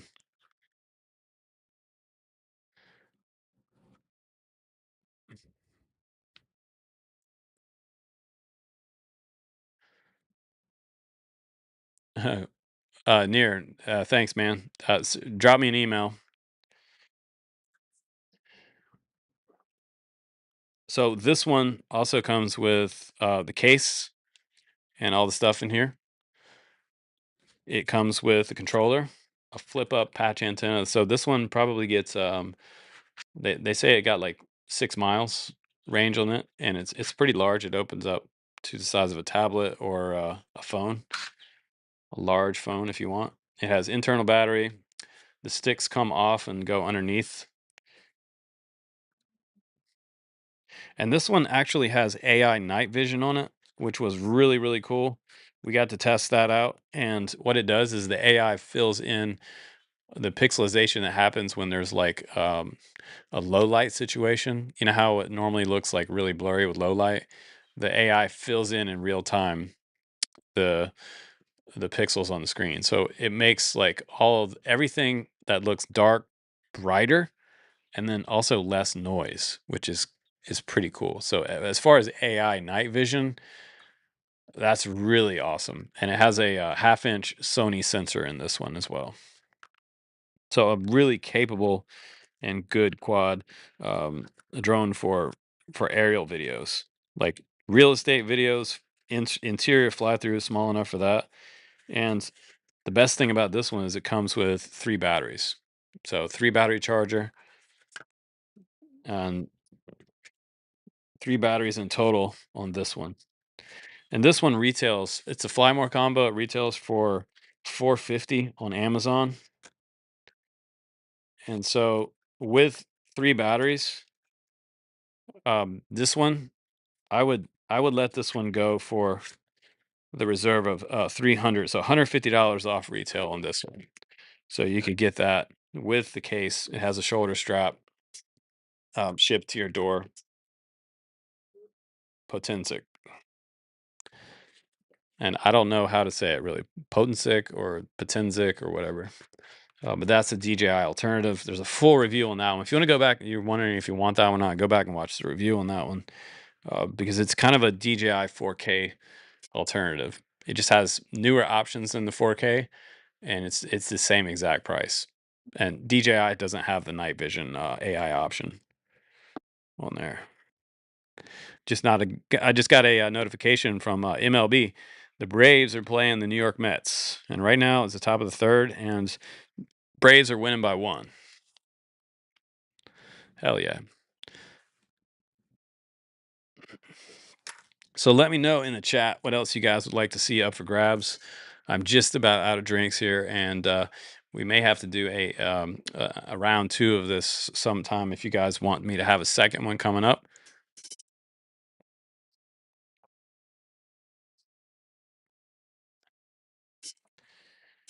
It's just about IPA time on the East Coast, at least. It's almost 5 o'clock here on the West Coast.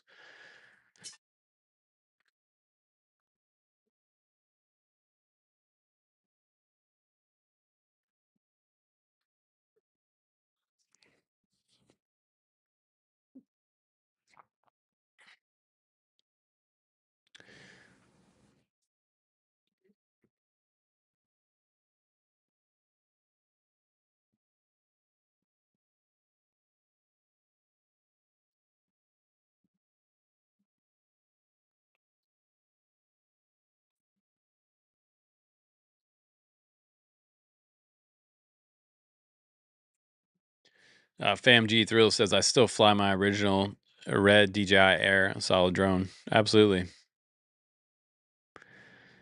So I may, somewhere in the archives, I may have one of the NASA. I want to say Nazgul. My tongue is formatted to say Nazgul, but Nazgul's iFlight, and NASA was the original flight controller from DJI. Used to have flyaway problems all the time. They also released the V2, was the orange one. The original one was red and white, and the orange one was less susceptible to flyaways. if you ever, if you ever went through that process of tearing one of those off your DJI Flame Wheel or Phantom 2 back in the day. We used to sell and train people how to fly those next to our store, our brick and mortar store. Before DJI started like dropping all of our margins. dropped everybody's margins down to 6% on the tier 2 dealer level. If you could only afford to buy, 10 or 20 of their drones at a time, they would give you less margin. If you're buying $100,000 worth of them, they would give you a regular retail margin. But who the hell has $300,000 laying around to buy drones that you would have to sell within less than 6 months because they release a new one or 3 versions of the Phantom, which they did at one time, which really blew old stock. You know, you couldn't give it away after the new ones came out. It was really hard for the smaller businesses. What was even harder than that, though, was getting a 6% margin on a $1,300 product. At the end of the day, you'd make like $50 profit off of.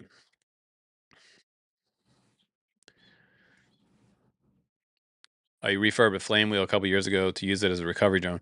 Yeah, Matt Hatter, that's cool because I was thinking about, I have a flame wheel.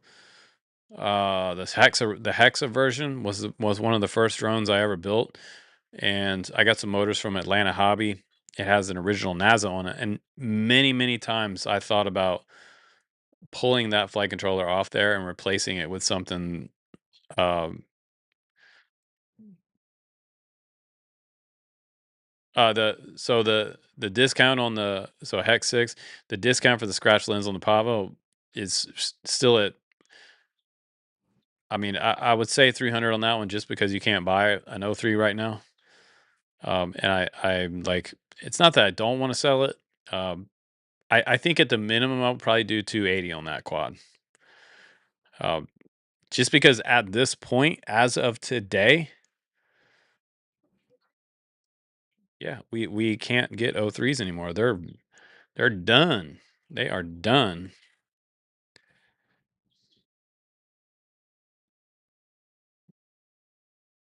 You can still get replacement parts on them, so you can still buy a camera if you want to replace the camera. Um, but on Amazon, let me look on Amazon, see how much a DJI 03 is, see if they're in stock. There are no 03s on Amazon. So currently completely out of stock. You cannot buy. And let me ask ChatGPT just to make sure. Maybe ChatGPT can do a quick search for me. And let me see.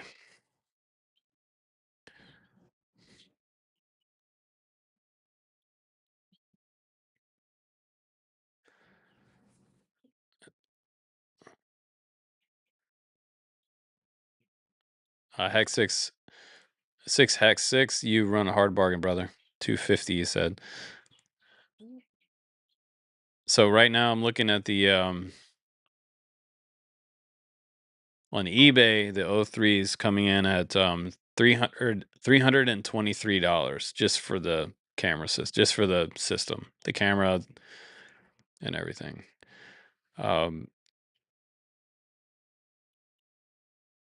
So a lot of this stuff's getting pushed over to eBay. I did find one on a website called Madison Area Drone Service. It looks like they're in stock for $229, which is a better deal. But I bet a couple weeks from now that will be sold out. Like if I were you, I would go, and even if you don't buy anything in this auction, I would go find myself an 03 or 04 camera. If you have goggles, if you have DJI goggles already, I would buy some of those units. But you need to make sure that whoever you're buying from is actually a legit dealer, because we did have Johnny D got ripped off for a pair of DJI goggles 3 a couple weeks ago. So yeah, Happy RC Flyer says it's a seller's market. Can't even find air units. Yeah, absolutely seller's market. And from the very beginning of this whole like entire thing with the tariffs and all that crap, I never raised my prices. I stuck to less than retail. And I'm not even at current retail, because current retail's out of control. If I base these quads prices, like even some of the ones that are older, right? Even some of the ones that are older, like everything's just getting harder to get.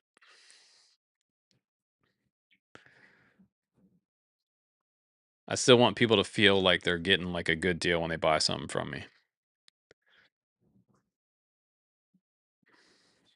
So I think a good deal on the Pavo would be like, even though with the scratch lens, like I still think a good deal would be 280.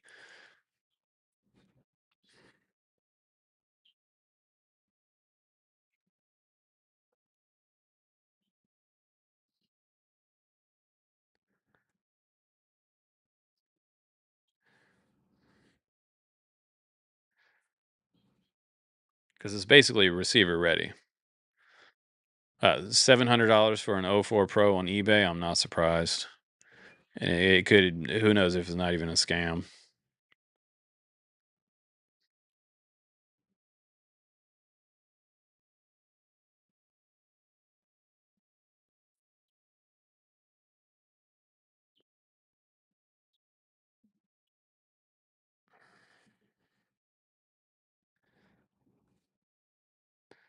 So I'm just going to shop around a little bit for the Pavo 20 and see what I come up with.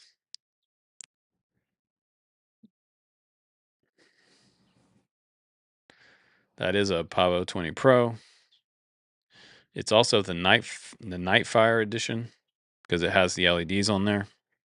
That was a limited edition with ELRS 2.4 receiver on board.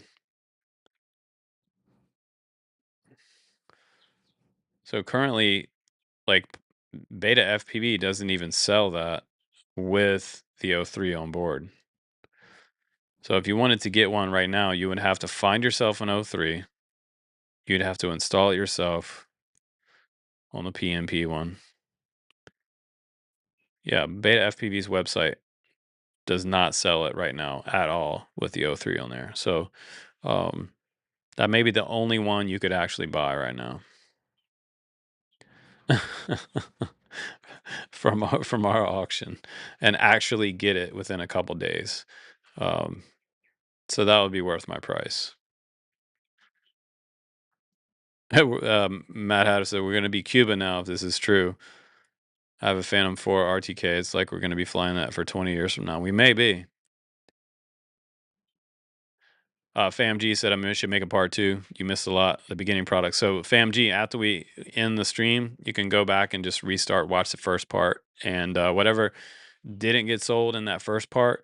If you see something that you saw me hold up, just list to the price on it in the video once it goes live, and then shoot me an email on my website, and I can make a barter with you or give you a good price. 600 on Amazon, says Carp. Yeah.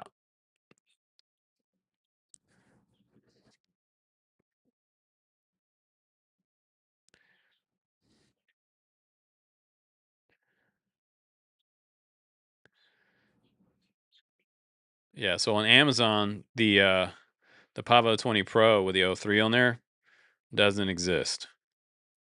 You can't buy it with an O3, even on Amazon. Not available. And I'm not making the shit up to inflate my price to, to 280 is not a bad deal.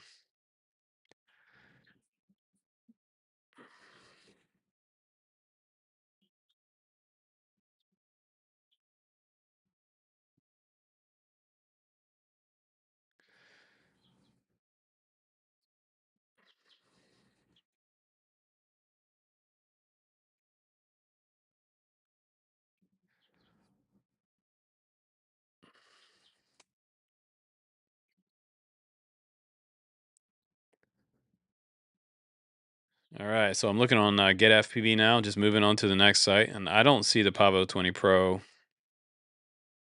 '04 or '03 available on, and definitely not the Nightfire edition, which I have with the LEDs. It's all a bunch of frame kits. They still have frame kits available, so that's good. At all the U.S. retailers have the frames, but they don't have the bind and flies.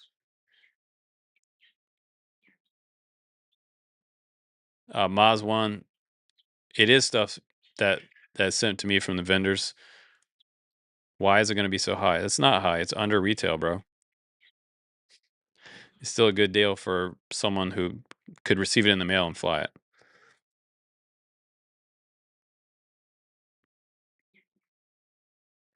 600 for the 04 Pro.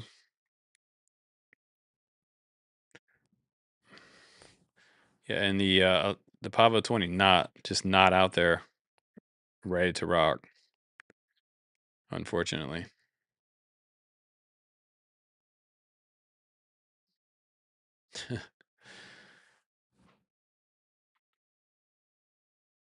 Better to drive a 1950s than a horse. Yeah.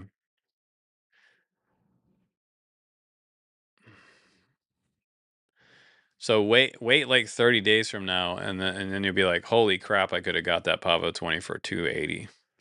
And it was ready to go. It has a scratch on the lens, yes, we know. But it was ready to go with the ELRS receiver, and I could have been flying it. Because currently, if it's already out of stock and DJI closed down their store, like I'm not gonna twist anybody's arm toward that one. I'm not freaking twisting your arm, bro.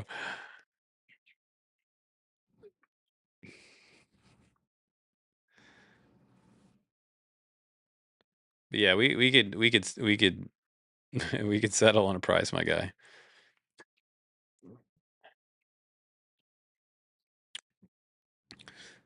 So, what would you guys like to see? Let me know in the chat what you'd like to see. I also have radios. We have ELRS radios.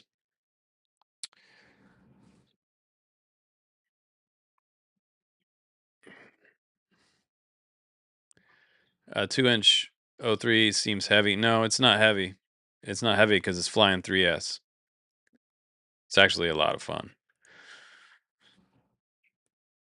It's not like a 3-inch like a Seeker 3 FPV freestyle machine, because it is a Cinewhoop, so it'll do, like we say, like mild freestyle.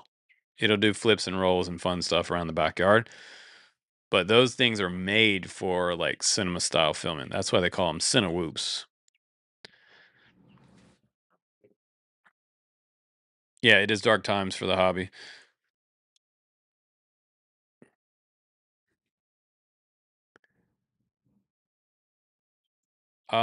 Should you activate your spare O4 Pros before they take down support? I would 159 million% pull out everything DJI and update it today.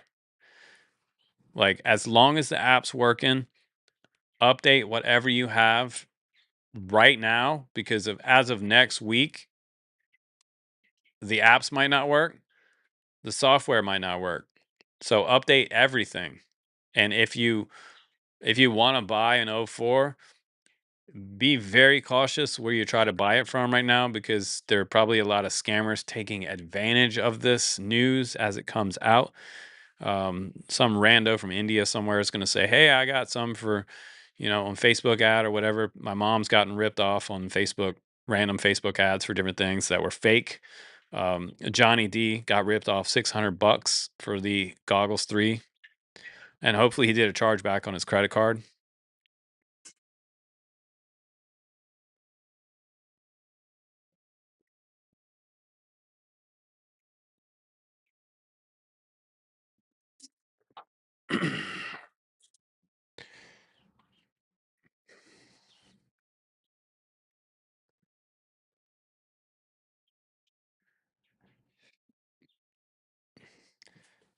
So I have an ELRS radio here that is fun for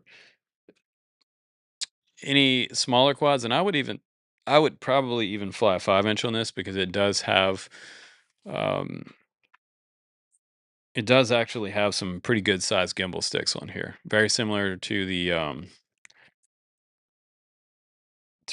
Radio Master Zoro. And these companies started making these. So you can't get these right now either. These are out of stock. And this one has literally uh, never been flown. You can update it with USB-C on the very top, charge it with the internal battery. It has internal battery in here. This is the tiny radio from Gap RC. Actually, a pretty cool little transmitter, and this one would be $50 with the original box. It runs on 2.4 ELRS, and it runs up to, I think it was 500 milliwatt. So you could get out at least. Let me double check to make sure that's the 2.4 one, because sometimes they'll send me the 915. There is a 915 version available, but this one is the 2.4G FPV transmitter. It is mode 2 as well, so throttle's on the left-hand side.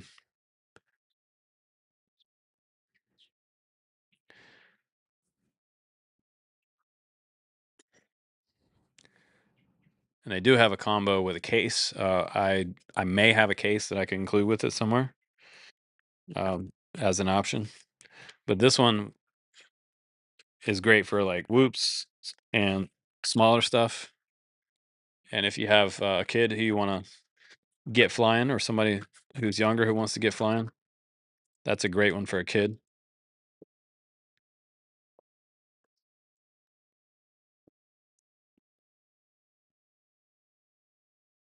And that one's called the Tiny Radio. And that can be shipped in the original box. I also have a really awesome HD FPV system on this quad that is Open IPC. If anybody's interested to get into Open IPC, this would be a good entry into a non-DJI HD system that does come along with the transmitter and the receiver. So this receiver, essentially what it does is it goes into your HDMI port on your FPV goggles. So if you have analog FPV goggles that support like a little higher resolution, this system is installed onto the B25. So this is the Ishin, and a lot of people wanted this one because it's one of the first just ready to fly Open IPC HD systems out there. It's called the Sphere Link. I still have all the paperwork for it and everything here that goes in the box with it. I have the transmitter that you put, onto your goggles, and basically what you do is you run it USB-C to HDMI into your goggles, and that transmits the video, receives the video from the quad. But this one's already been set up and flight tested, and this one's ready to go.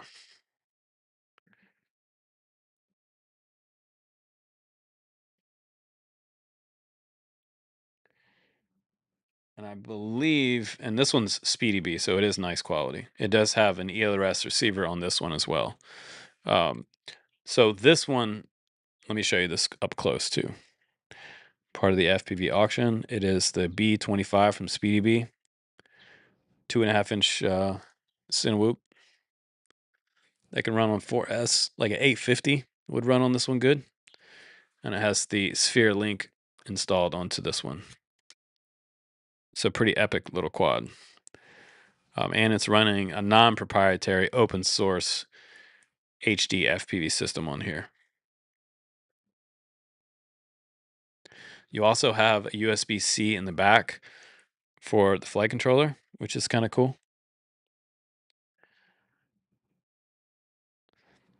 And I think I put this one on the Drone Camp's website. And we made some changes recently on the Drone Camp's website. You should go refresh the page because it's a lot cleaner now. And if you go there, you could buy this on the website if you wanted to.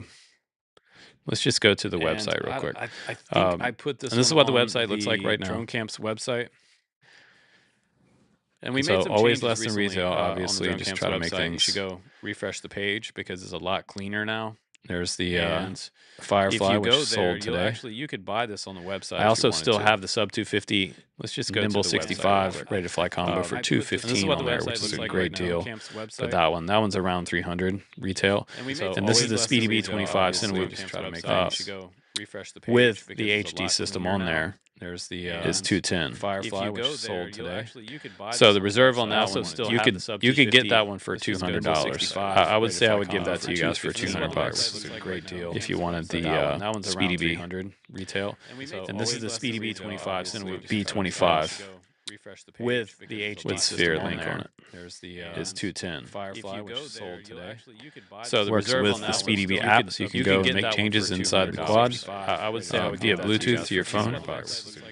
If you wanted the and SpeedyB. In the very back, it's hiding B25 a spot for GPS. with Let me just double check that. There's the Is 210. yeah. Firefly, which is sold today. There's a compartment. with This one does not have go GPS make changes for inside the 200 quad, but you could add a module on there if you want to, and that one's 200. You wanted the 210 on the website, free shipping, the very and then back, it's hiding B25 a spot for GPS. with Let me just double check the 200 on the auction.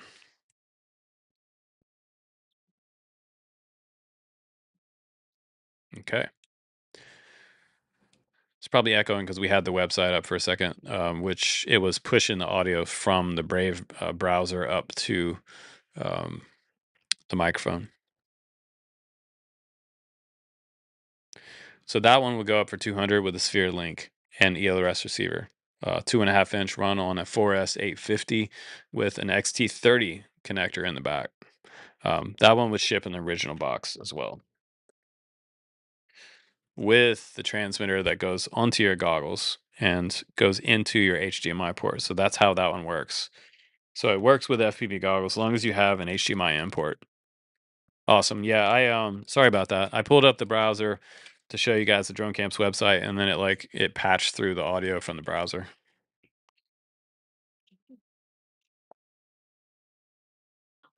Yeah, that's pretty much everything in one box to start flying an alternative DJI system, which is which is really good right now. So yeah, Open IPC, it's the Ishin Sphere. A lot of people love this. They also putting it on fixed wing, but I decided to install it on a quad and review it that way. So this is my personal build, and it does work. And the B25 is freaking sweet. SpeedyB makes really nice frames. I have all the original instructions and everything here. At least I think I do. Yep.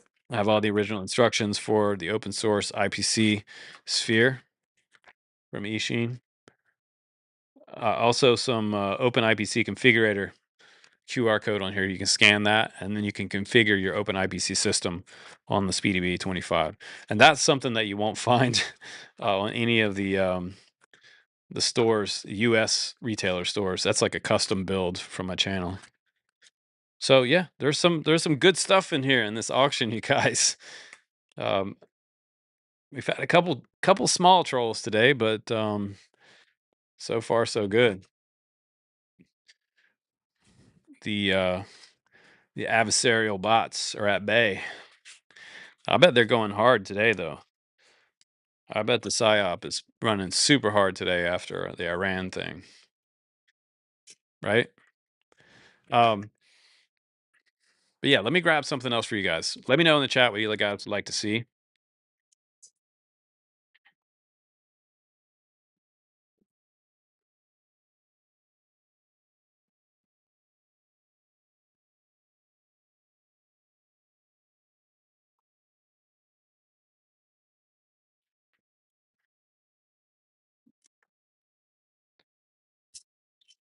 I've been through 3 drinks in this this stream. Be going on like 2 hours now or something like that. Yeah, 2 hours.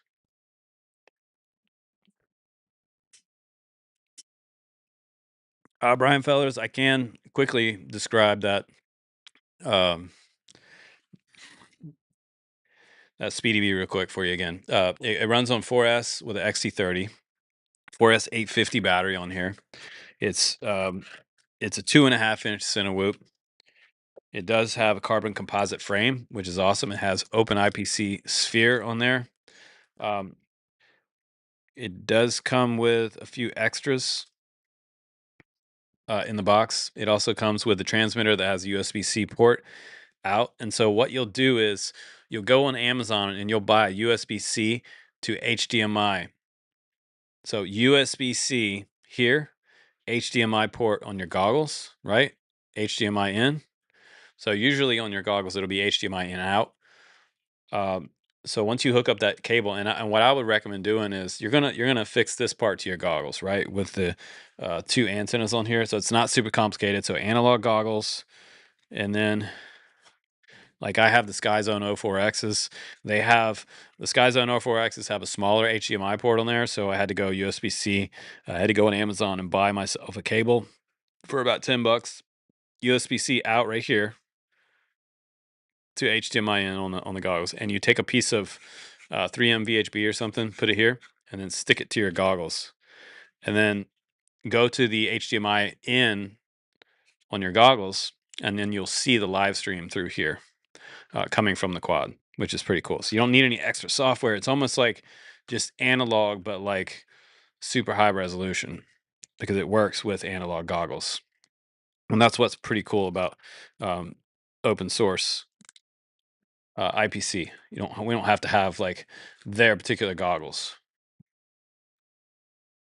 Looks like I also have some extra antennas, a dipole antenna in the box as well. We have the extra port here for connecting, and it also works on. There's an app. There's an Open IPC configurator which has a QR code in the box that you can scan, and then you can change the Open IPC settings like the brightness, contrast, and all that stuff on there, um, which is pretty cool. So we have a full schematic of the layout of the Open IPC board on there, and that's the Eachine Sphere. So that camera is really nice. I flew this one around in the backyard, and I had a good time with it. And SpeedyB makes nice stuff. Just a nice quad. Not a scratch on this quad. It's ready to go.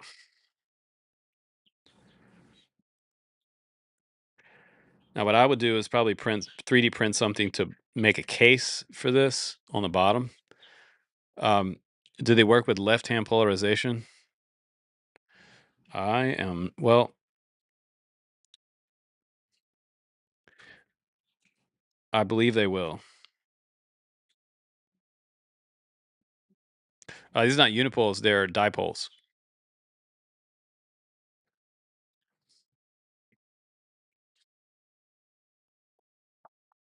But yeah, ELRS receiver also on the quad. So restart it 3 times quick, and then it'll go into bind mode. You can bind it up with your ELRS.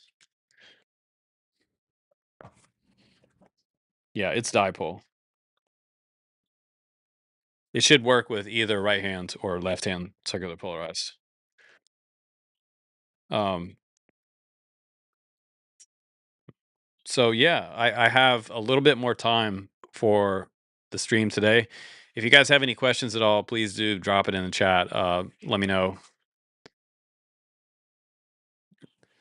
Any final questions? If you want to email me about anything that you saw in the stream today, if you're watching this later after it posts and you missed the live stream, you can always email us on dronecamps.com.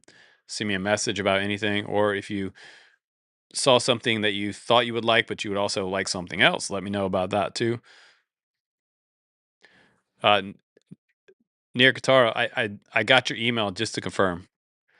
I will. I'll send you an email back, bro. Yeah, the Speedy B25 comes in for $200. So yeah, this one in the box, shipped to your door. Yeah, 200 is a freaking steal because the quad with all the motors and everything else on there, like, yeah, it's a good deal. Eachine Sphere is $100 by itself at least, or actually it may be cheaper than that. But with this one, it's also you're getting the build for free. So the Eachine Sphere is $69, and I'm being totally fair for you guys. I'm just going to be totally transparent on all these prices.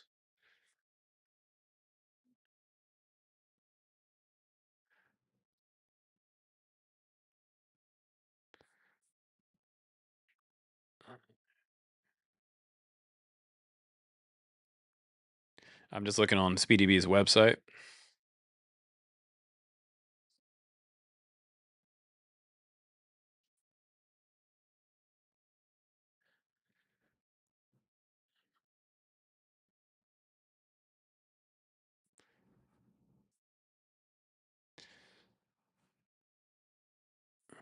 It's really strange. On their website, it goes to let me show you this. Let me show you guys this.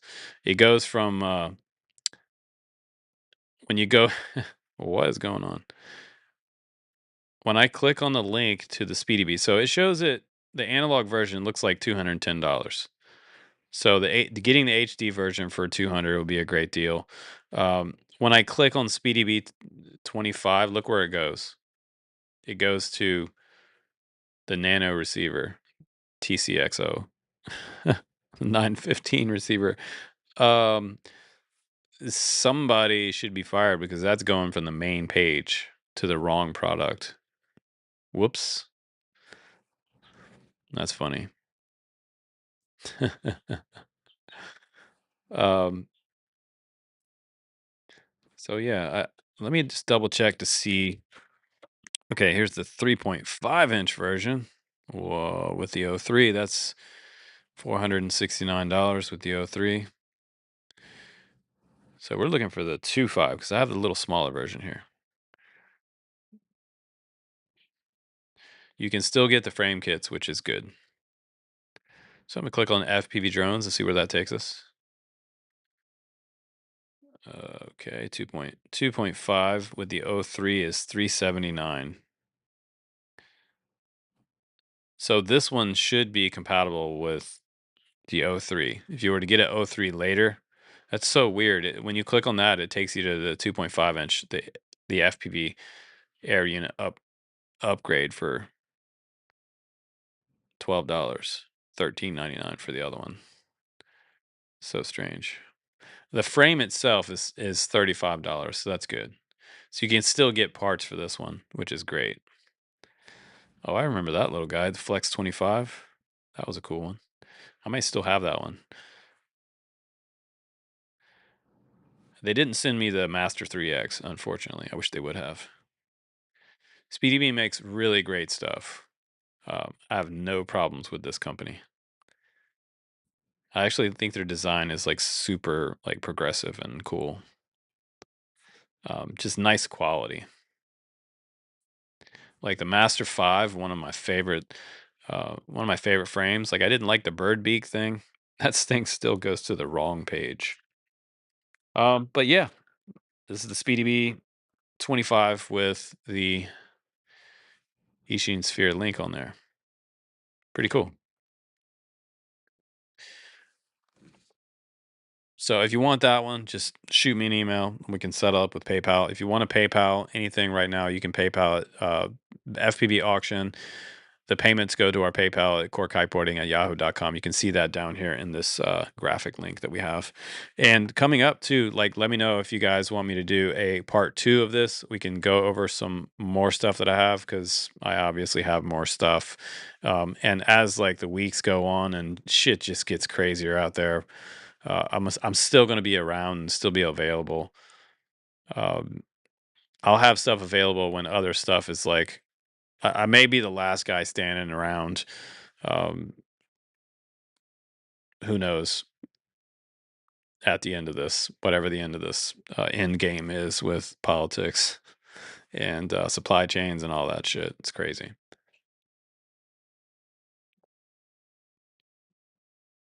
Yeah, nice of Stu to drop in here. Except for me having needing to slap him on his uh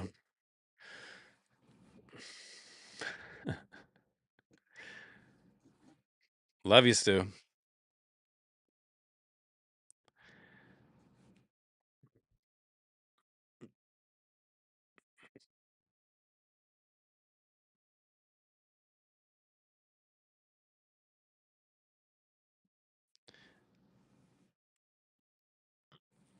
Yeah, Stu dropped in earlier.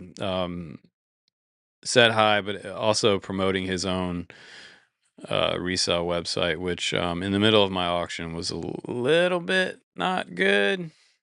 Like, I wouldn't drop into one of his videos and drop my website in the middle of his thing about his website. You know what I mean?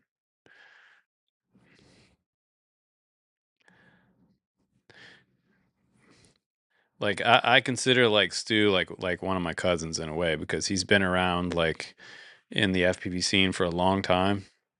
And everybody's just trying to survive right now in this crap. And it's super hard because I honestly, at a certain point, shouldn't be here. I should be doing something else that makes money. um, so I always say, like, value the guys who are still making FPV videos, because it's not profitable. Like, if you just wanted to go get a job doing just about anything else, you could make twice the money. This is not my full time gig anymore either. So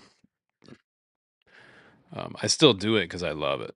I just I'm I'm up to my shoulders in this hobby. Mm. And it's awesome. But what a tough time to be getting into it. Like, if this is your introduction into FPV in this video, whew, if I walked into this video at the first of the hobby, I would be like, I would be amazed, and then I would be like, okay, well, since everything is so short in the supply chain, like, how do I, like, it would make me want to get into it even more, because then I would be like, oh, well, stuff is harder to find and stuff is harder to get. How can I get something that I can just make work?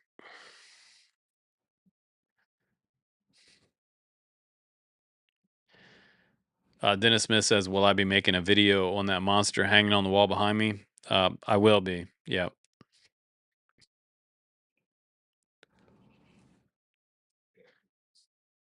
that's a 15-inch X class back there, and 15-inch next to the 7-inch, the red one on the other side over there. That's a Gap RC Mod 7 V2, and the one on the other side of here, that's the Chimera. Not the Chimera. It's the iFlight Cinna LR7. Essentially, a different design than the Chimera, just a little more updated. I don't know why they just didn't go for Chimera V4, but it is a different frame design. They had to create a new one. I think the Chimera did fine on its own. Like, they could have made a V4.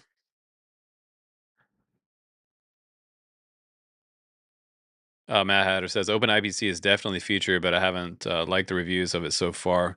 JB, I think, was really down on it, but got Sky Zones so I can use them in the future. Yep. I didn't watch JB's review. You know, I sometimes, like, I'm not like a freaking cheerleader or like the, dropping fairy dust all over everything. Um and auction that big boy off. Yeah, that might be 5 grand for someone who wants it. It works, it flies, and it's ready to go. Drop me 5 grand and I'll send it to your door. Because you may need it in the next 6 months. Who the hell knows? If you're a prepper and you don't have a 7-inch or a 15-inch, a mega FPV drone, then what the hell are you doing?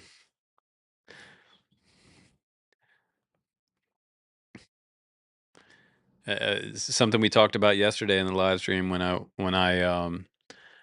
was doing some chores in the backyard. We're talking about these preppers, and like, they're all learning how to can, and like, I can make beef jerky out of acorns.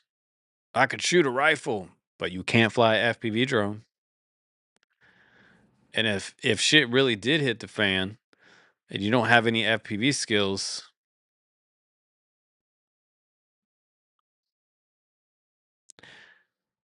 I mean, I got some comments from some guys that have been retired for like 25 years. Oh, I was in the Navy. No offense, but you were in the Navy 25 years ago. The modern battlefield is different right now, and every day going forward, like, hundreds of realities, almost 100 years different than 25 years ago. Like, there still are some things absolutely the same, but there is a whole bunch of technology out there right now that is beyond what someone 25 years ago knows about. And currently with FPV, unfortunately, um,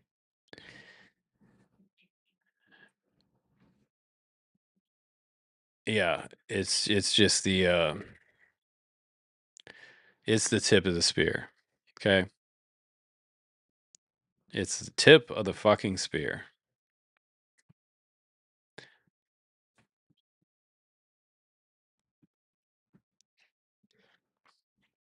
And all you military guys know what that means.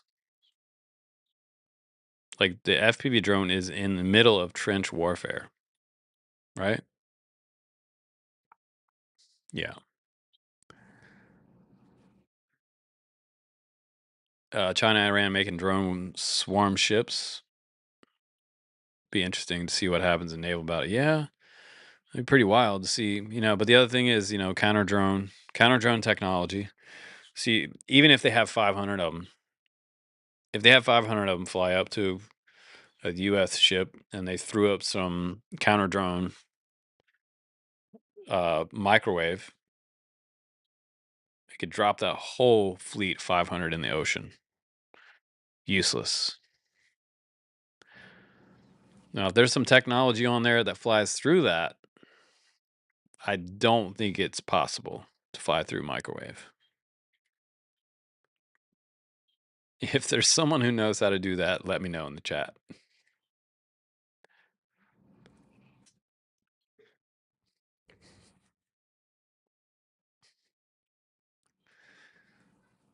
No, AI is not flying through microwaves. Not high powered microwave. Yeah, I'd be like, let me go around that. Oh, wait a minute, my brain is fried.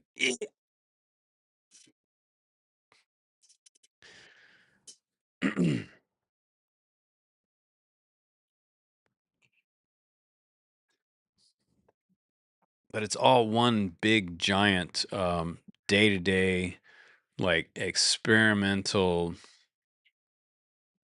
you know. And that's why the Ukraine is so huge, because the Ukraine is an environment where people are trying out brand new things that have never been done before, and it either works or it doesn't work. And you know pretty quick whether it doesn't work or not.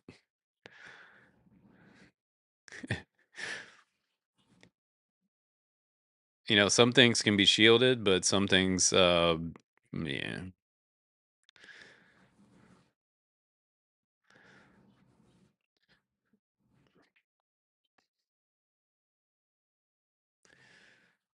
ECM proof stuff like that. My dad worked on hardening Air Force One for that. Yeah, there's shielding.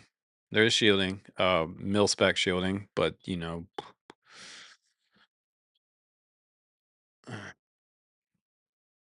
it's difficult on an FPV drone. It's not to say it can't be done.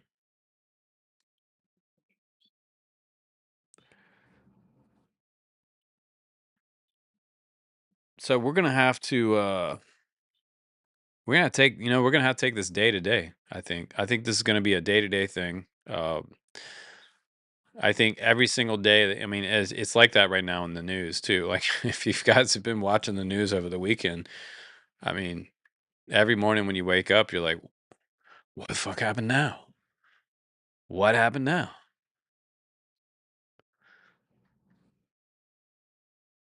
Sleeper cells. There's all kinds of freaking crazy talk out there right now that you normally wouldn't even wake up in the morning to your cup of coffee thinking about. Like, I don't wake up worrying about sleeper cells, but now I might. Shit. Um, Homeland Security is, like, a friend of mine asked me, like, she texted me this morning and said she was thinking about going to New York City. Did she think that going to New York City would be a good idea in the next week? And I was like, mm, I don't think going to any big major city in the next week is a good idea for anybody. I would prefer to be outside the big cities this week, right? I mean, from the layman's, you know, outlook on what I see on TV, what's the propaganda that I get to see, right? I don't have secret clearance or anything like that, so I don't get any insider info. I wouldn't be guessing if I did, and I sure as hell wouldn't sit on YouTube and auction stuff.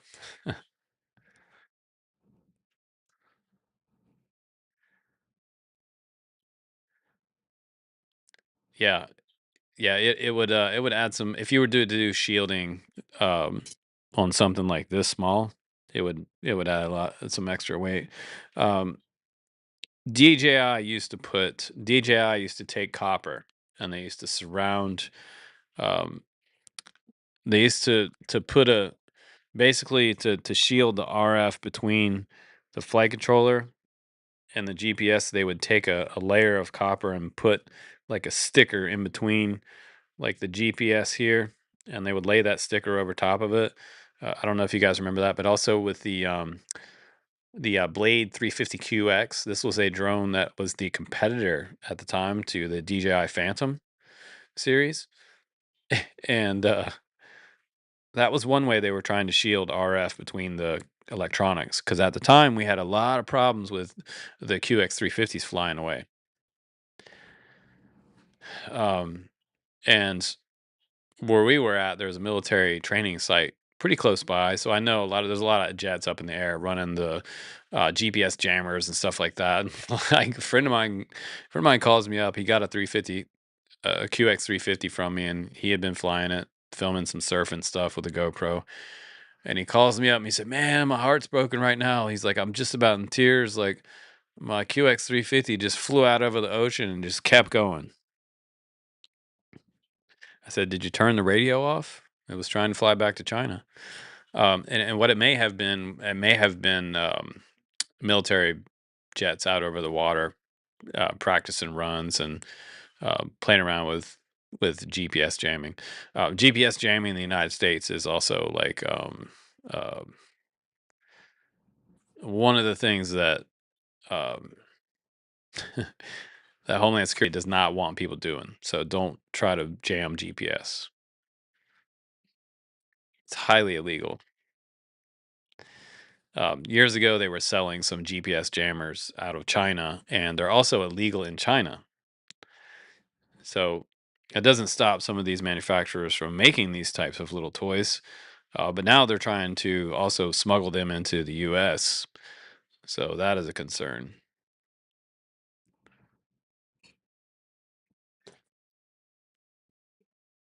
And why would they do that? They would do that probably to screw with our planes. So that's not cool. Don't be doing that. And Dave S. Grid down is my sleeper cell. Dave S says he got my solar set up to power a few things in my house. That is a great idea. So right now would be a great time to start investing in solar. I mean, outside of any kind of grid going down situation, like this is almost becoming like a prepper channel, right? Um, I'm here to give you advice if shit hits the fan. Um, Starting with your FPV drones. So learn how to fly a tiny whoop. But if the grid went down, it's a great idea to have those solar energy cells sitting around. If you're somebody at home who doesn't have like one of the big power banks, like like replace your generator size one, Energizer makes a great one. Jackery makes some. You can get them off Amazon. I mean, yeah, the gas generator. I think I think the gas generator may still be okay for like an apocalyptic type of scenario, but for an average uh, say that was like the worst case scenario blackout 1 week on the power grid, the U.S. power grid. If it was down for a week, you would have to figure out basic shit like how to keep your phone charged. Um, you wouldn't be running your AC probably, so we'd all be sweating to death at night or sleeping out on the back deck. Uh, you know, in the summertime. but having basic power supply for at least a week.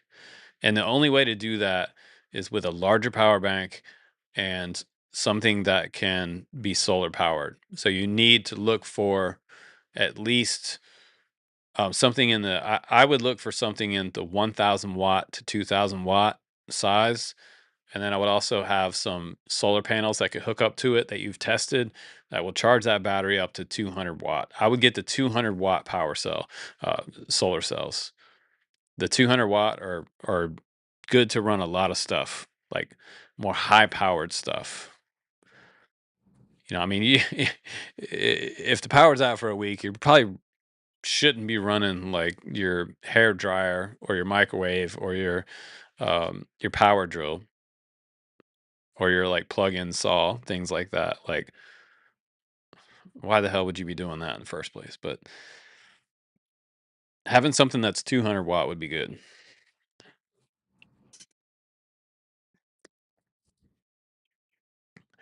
So we talked about a lot of different things, and when this ends, you can go back and look and see if there's something you want that was in the beginning uh, of this live stream.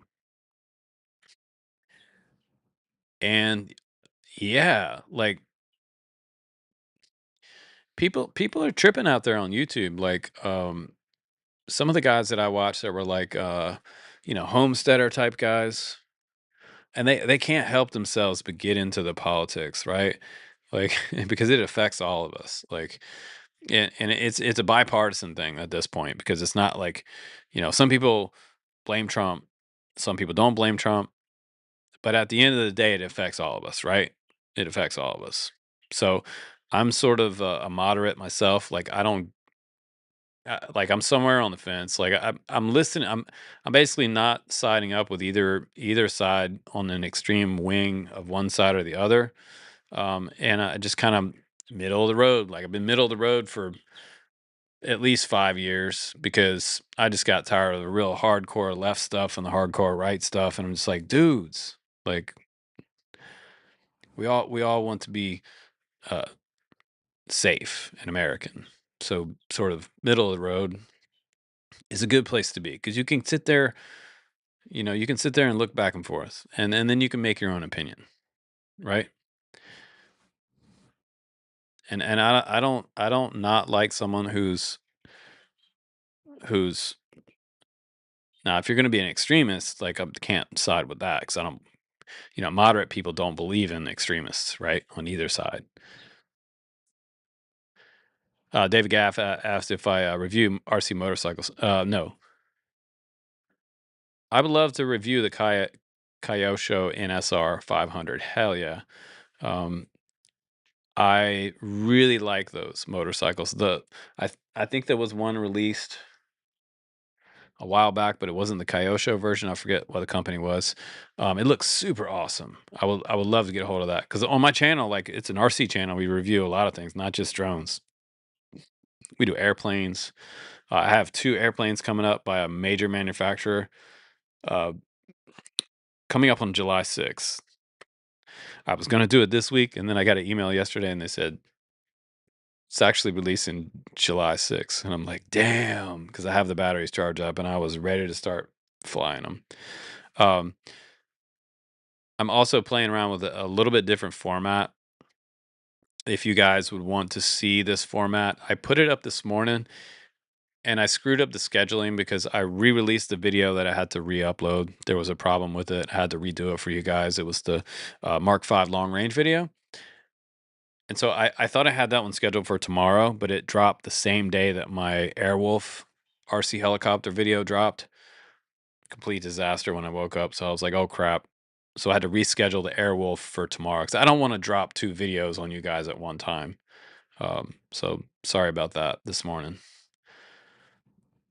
But so busy over the weekend, like I was literally doing the family stuff and still working as well, working on the video that came out today, filming that. And then I woke up and all this DJI stuff happened, as well as the political news and all that fallout. Dennis Smith says, my house is fully off grid besides Starlink. and my home has 2 full-on 5-ton heat pumps. Wow. I have 3 EG4 FlexBoss inverters and 9 off-the-wall mount batteries. Man, that sounds like a compound, bro. Do you have a shooting range too? If you do, I want to come over and shoot my plinker. I want to shoot my 22 on your range. Um, but yeah, I was talking to somebody a while back too, and they were like, "Yeah, man, come over. I have a shooting range on my house at my house." I'm like, "What? That's freaking awesome." You could tell when somebody's a redneck because they get excited if somebody says, "I have a shooting range at my house."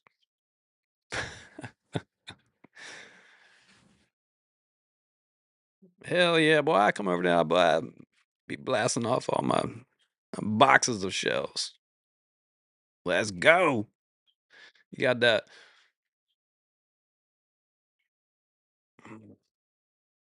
1,000-yard range? What? You do not. 1,000-yard range.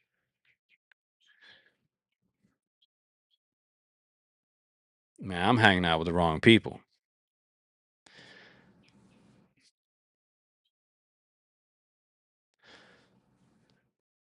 Now, when you tell me that you have 1,000-yard range, that tells me what kind of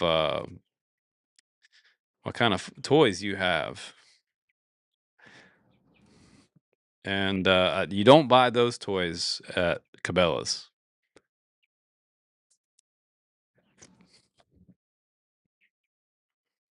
1,000 yards. Come on. Like I was thinking like 300 yards, 400 yards, 1,000 yards.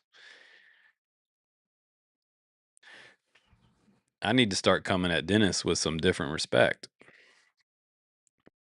Long range shooting is cool stuff. It's an art form, and it's also a little bit. It's a lot of science.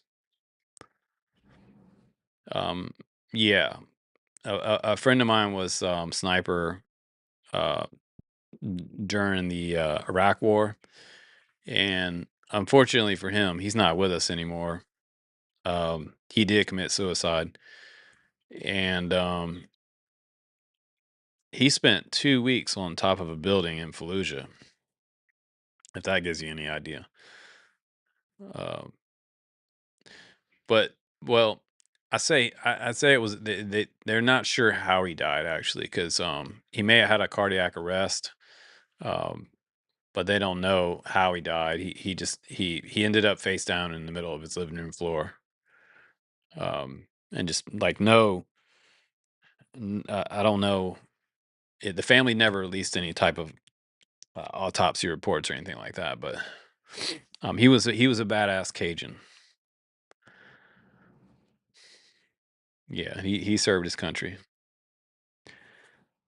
And man, he was young when he went to Iraq. Like all my buddies who went to Iraq, and I never went because I military called my house and I was going to college at the time. And if I hadn't have gone to college, I might have ended up joining the military, even though military would have kicked my ass.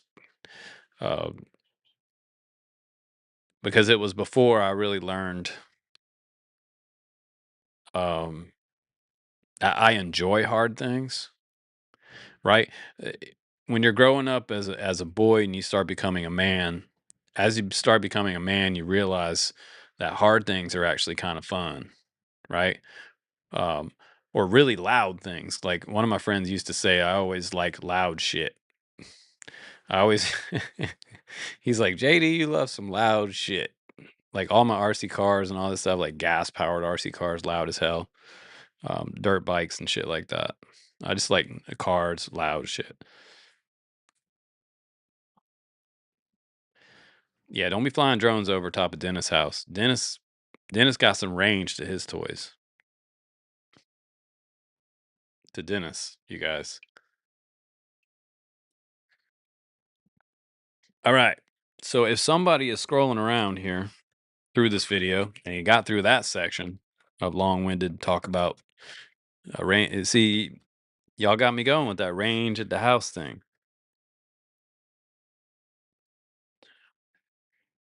Most of y'all got like an airsoft range at the most. Yeah, happy RC flyer. If I went in the military, I'd probably be selling you Predator drones. Um, I had a friend who flew Scan Eagles, and him and I. This is pretty cool. Short story, I swear. Him and I built some of the first uh, brushless gimbals way back in 2013-14 era. Because before that, gimbals were servo. And you want to talk about a crappy gimbal that looks like a drunk driver filmed it? Servo gimbals were slow and they sucked. Um, because they used to have the big full size Futaba servos that were controlling one axis, right? You'd have a 2 or 3 axis gimbal, but it would be like 2 or 3 servos. And then this guy, he went off to do to start up ad hoc down in Texas.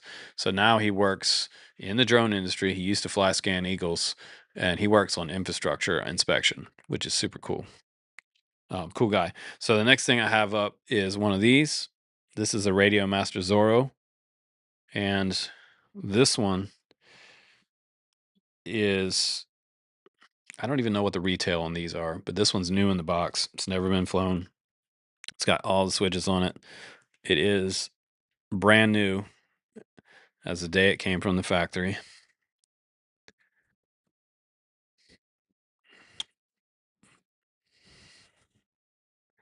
And I'll tell you a price on that one for the auction in just 1 second.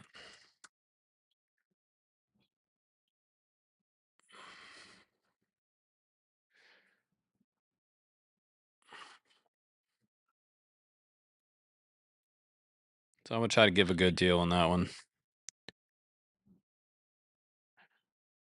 Currently, the Radio Master Zoro comes in at $150. I would do a straight up $100 on that one. And I'm going to search around. Let me double check. Okay, you know what? I'll do better than that because it looks like if you wanted to get it from Radio Master, which would take forever to ship from China right now, who the F knows about? So, okay, it's 116 on Get FPV. Mine's new. You could get one brand new for 117 bucks. I would sell this one for 80. So this one would be 80 bucks, which would be a pretty good deal.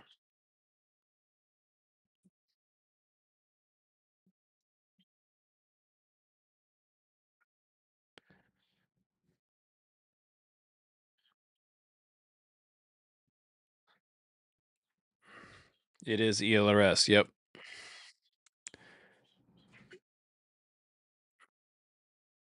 ELRS Zoro. No, it's ELRS 2.4. It also has the micro module bay in the back with the cover.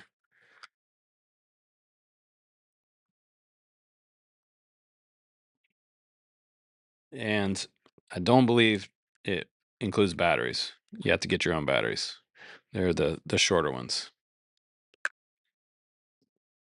And all of these don't come with batteries, by the way.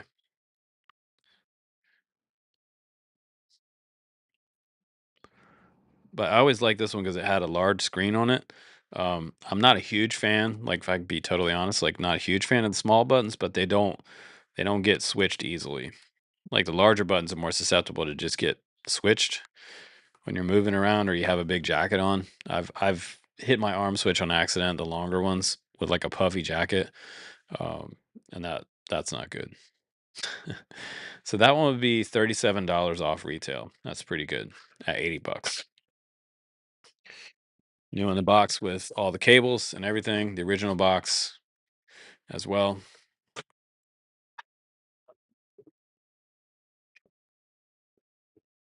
For ELRS for 80 bucks. Some guys did did ask for some ELRS radio. So that one is ELRS. If I can get it to, there we go. So that one's in this episode of the auction. And at this point, I could just keep going, uh, but it's just about dinner time here. So I should probably call it a day because I'm pretty sure that Mrs. Camps is wanting me to come around out of the studio soon for some dinner. No, Mad Hatter, the shipping is included. All shipping is paid for by me.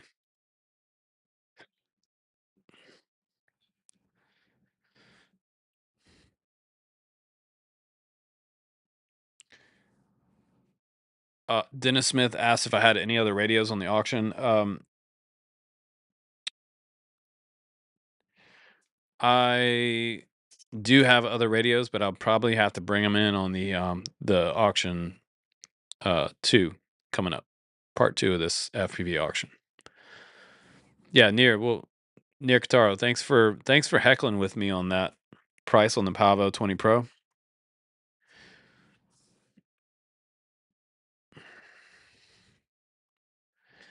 Try to be fair with all of our prices for myself and for you guys.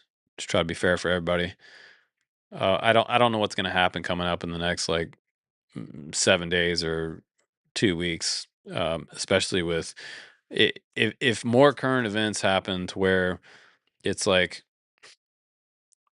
we go deeper into the trenches of fighting back, or tit for tat type of situation with Iran. Like um, I my suspicion on the DJI thing is that they're cutting off supply chain, right? Um,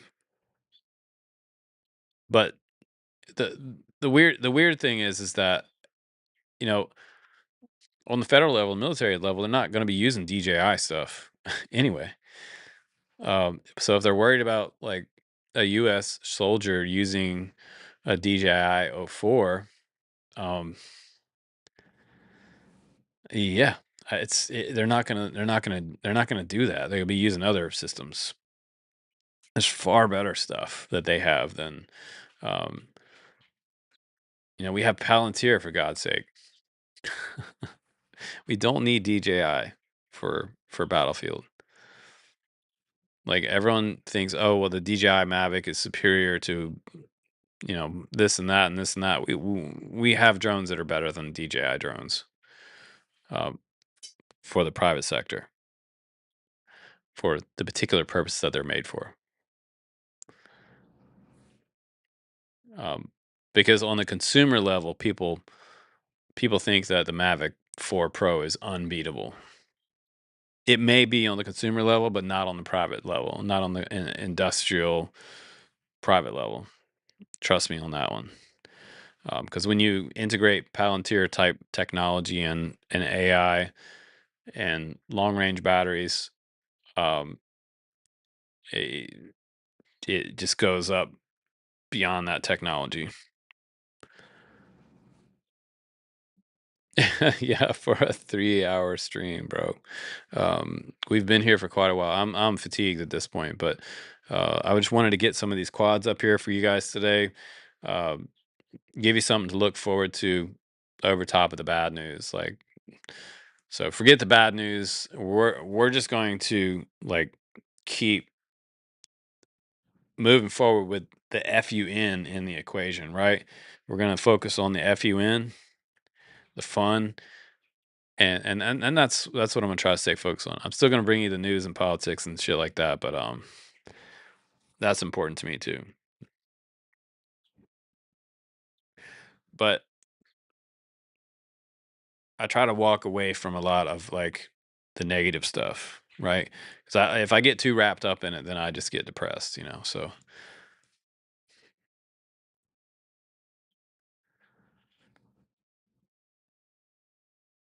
Mad Hatter's asking about the grips on the Zoro. It has the rubber grips on it, not the sewn ones. It has the rubber grip. I actually think they feel a little bit like better on my my fingers. It's more grippy. I have some of the sewn versions, like on my other transmitters, and they feel a little slippery. It looks nicer, but it feels more slippery. So I kind of prefer the rubber grips.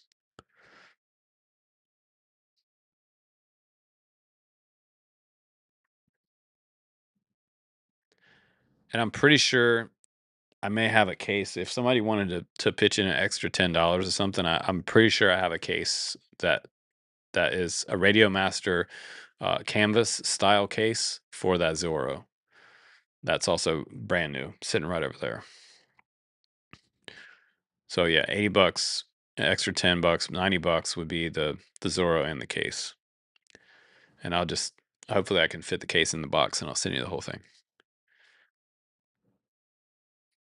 If you're watching this later and you want to buy anything in here and it didn't get bid on in the chat, and like I said, there was a winner, you can make a payment to our PayPal at corkkiteboarding@yahoo.com. Make sure you spell it right, what you see on the screen there. Make your screen bigger, and or email me first, and make sure you have our email for PayPal absolutely correct, because you'll send it to someone else if you don't, and that would suck.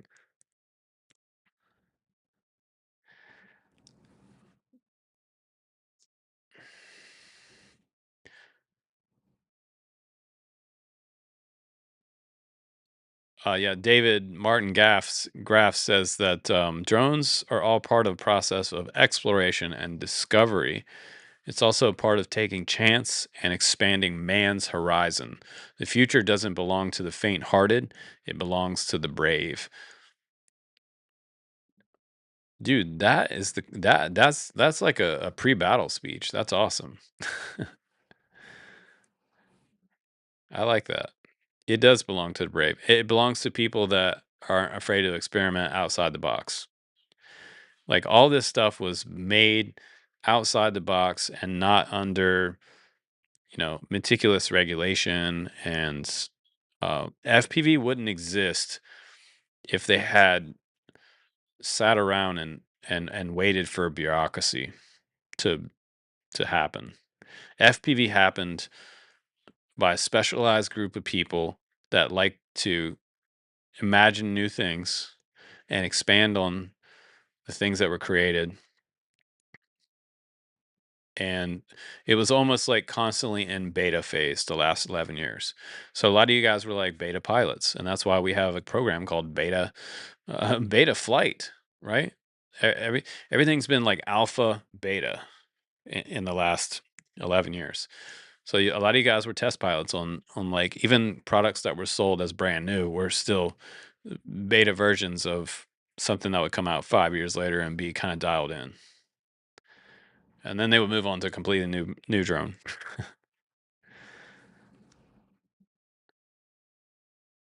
But I will keep you guys updated. Be sure to pay attention to the news.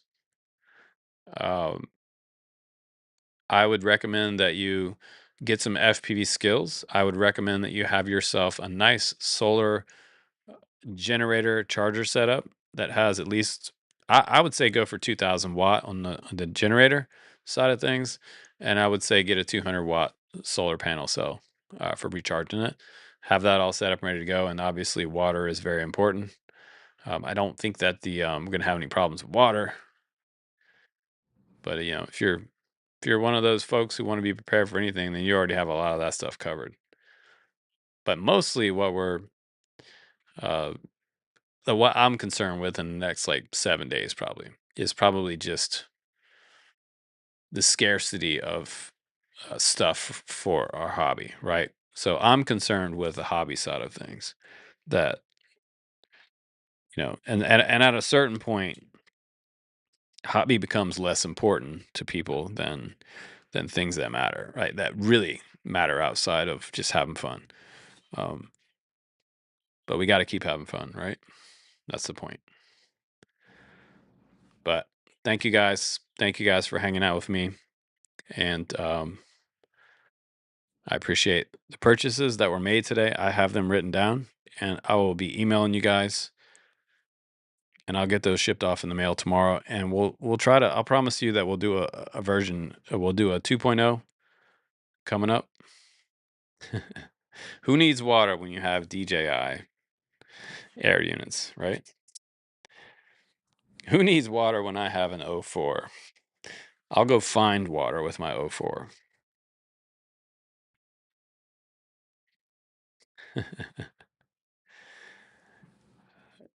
David, it's a pleasure having you. I appreciated your comments, and happy RC Flyer. Thanks for hanging out. Matter Hatter, appreciate you as well, brother. Dennis, if you're lurking in there somewhere, BMF Spade FPV, I have seen the little helicopter that the armed forces use. That one's been around for quite a few years, but it's also been reiterated a whole bunch of times. I believe it was by Dragonfly.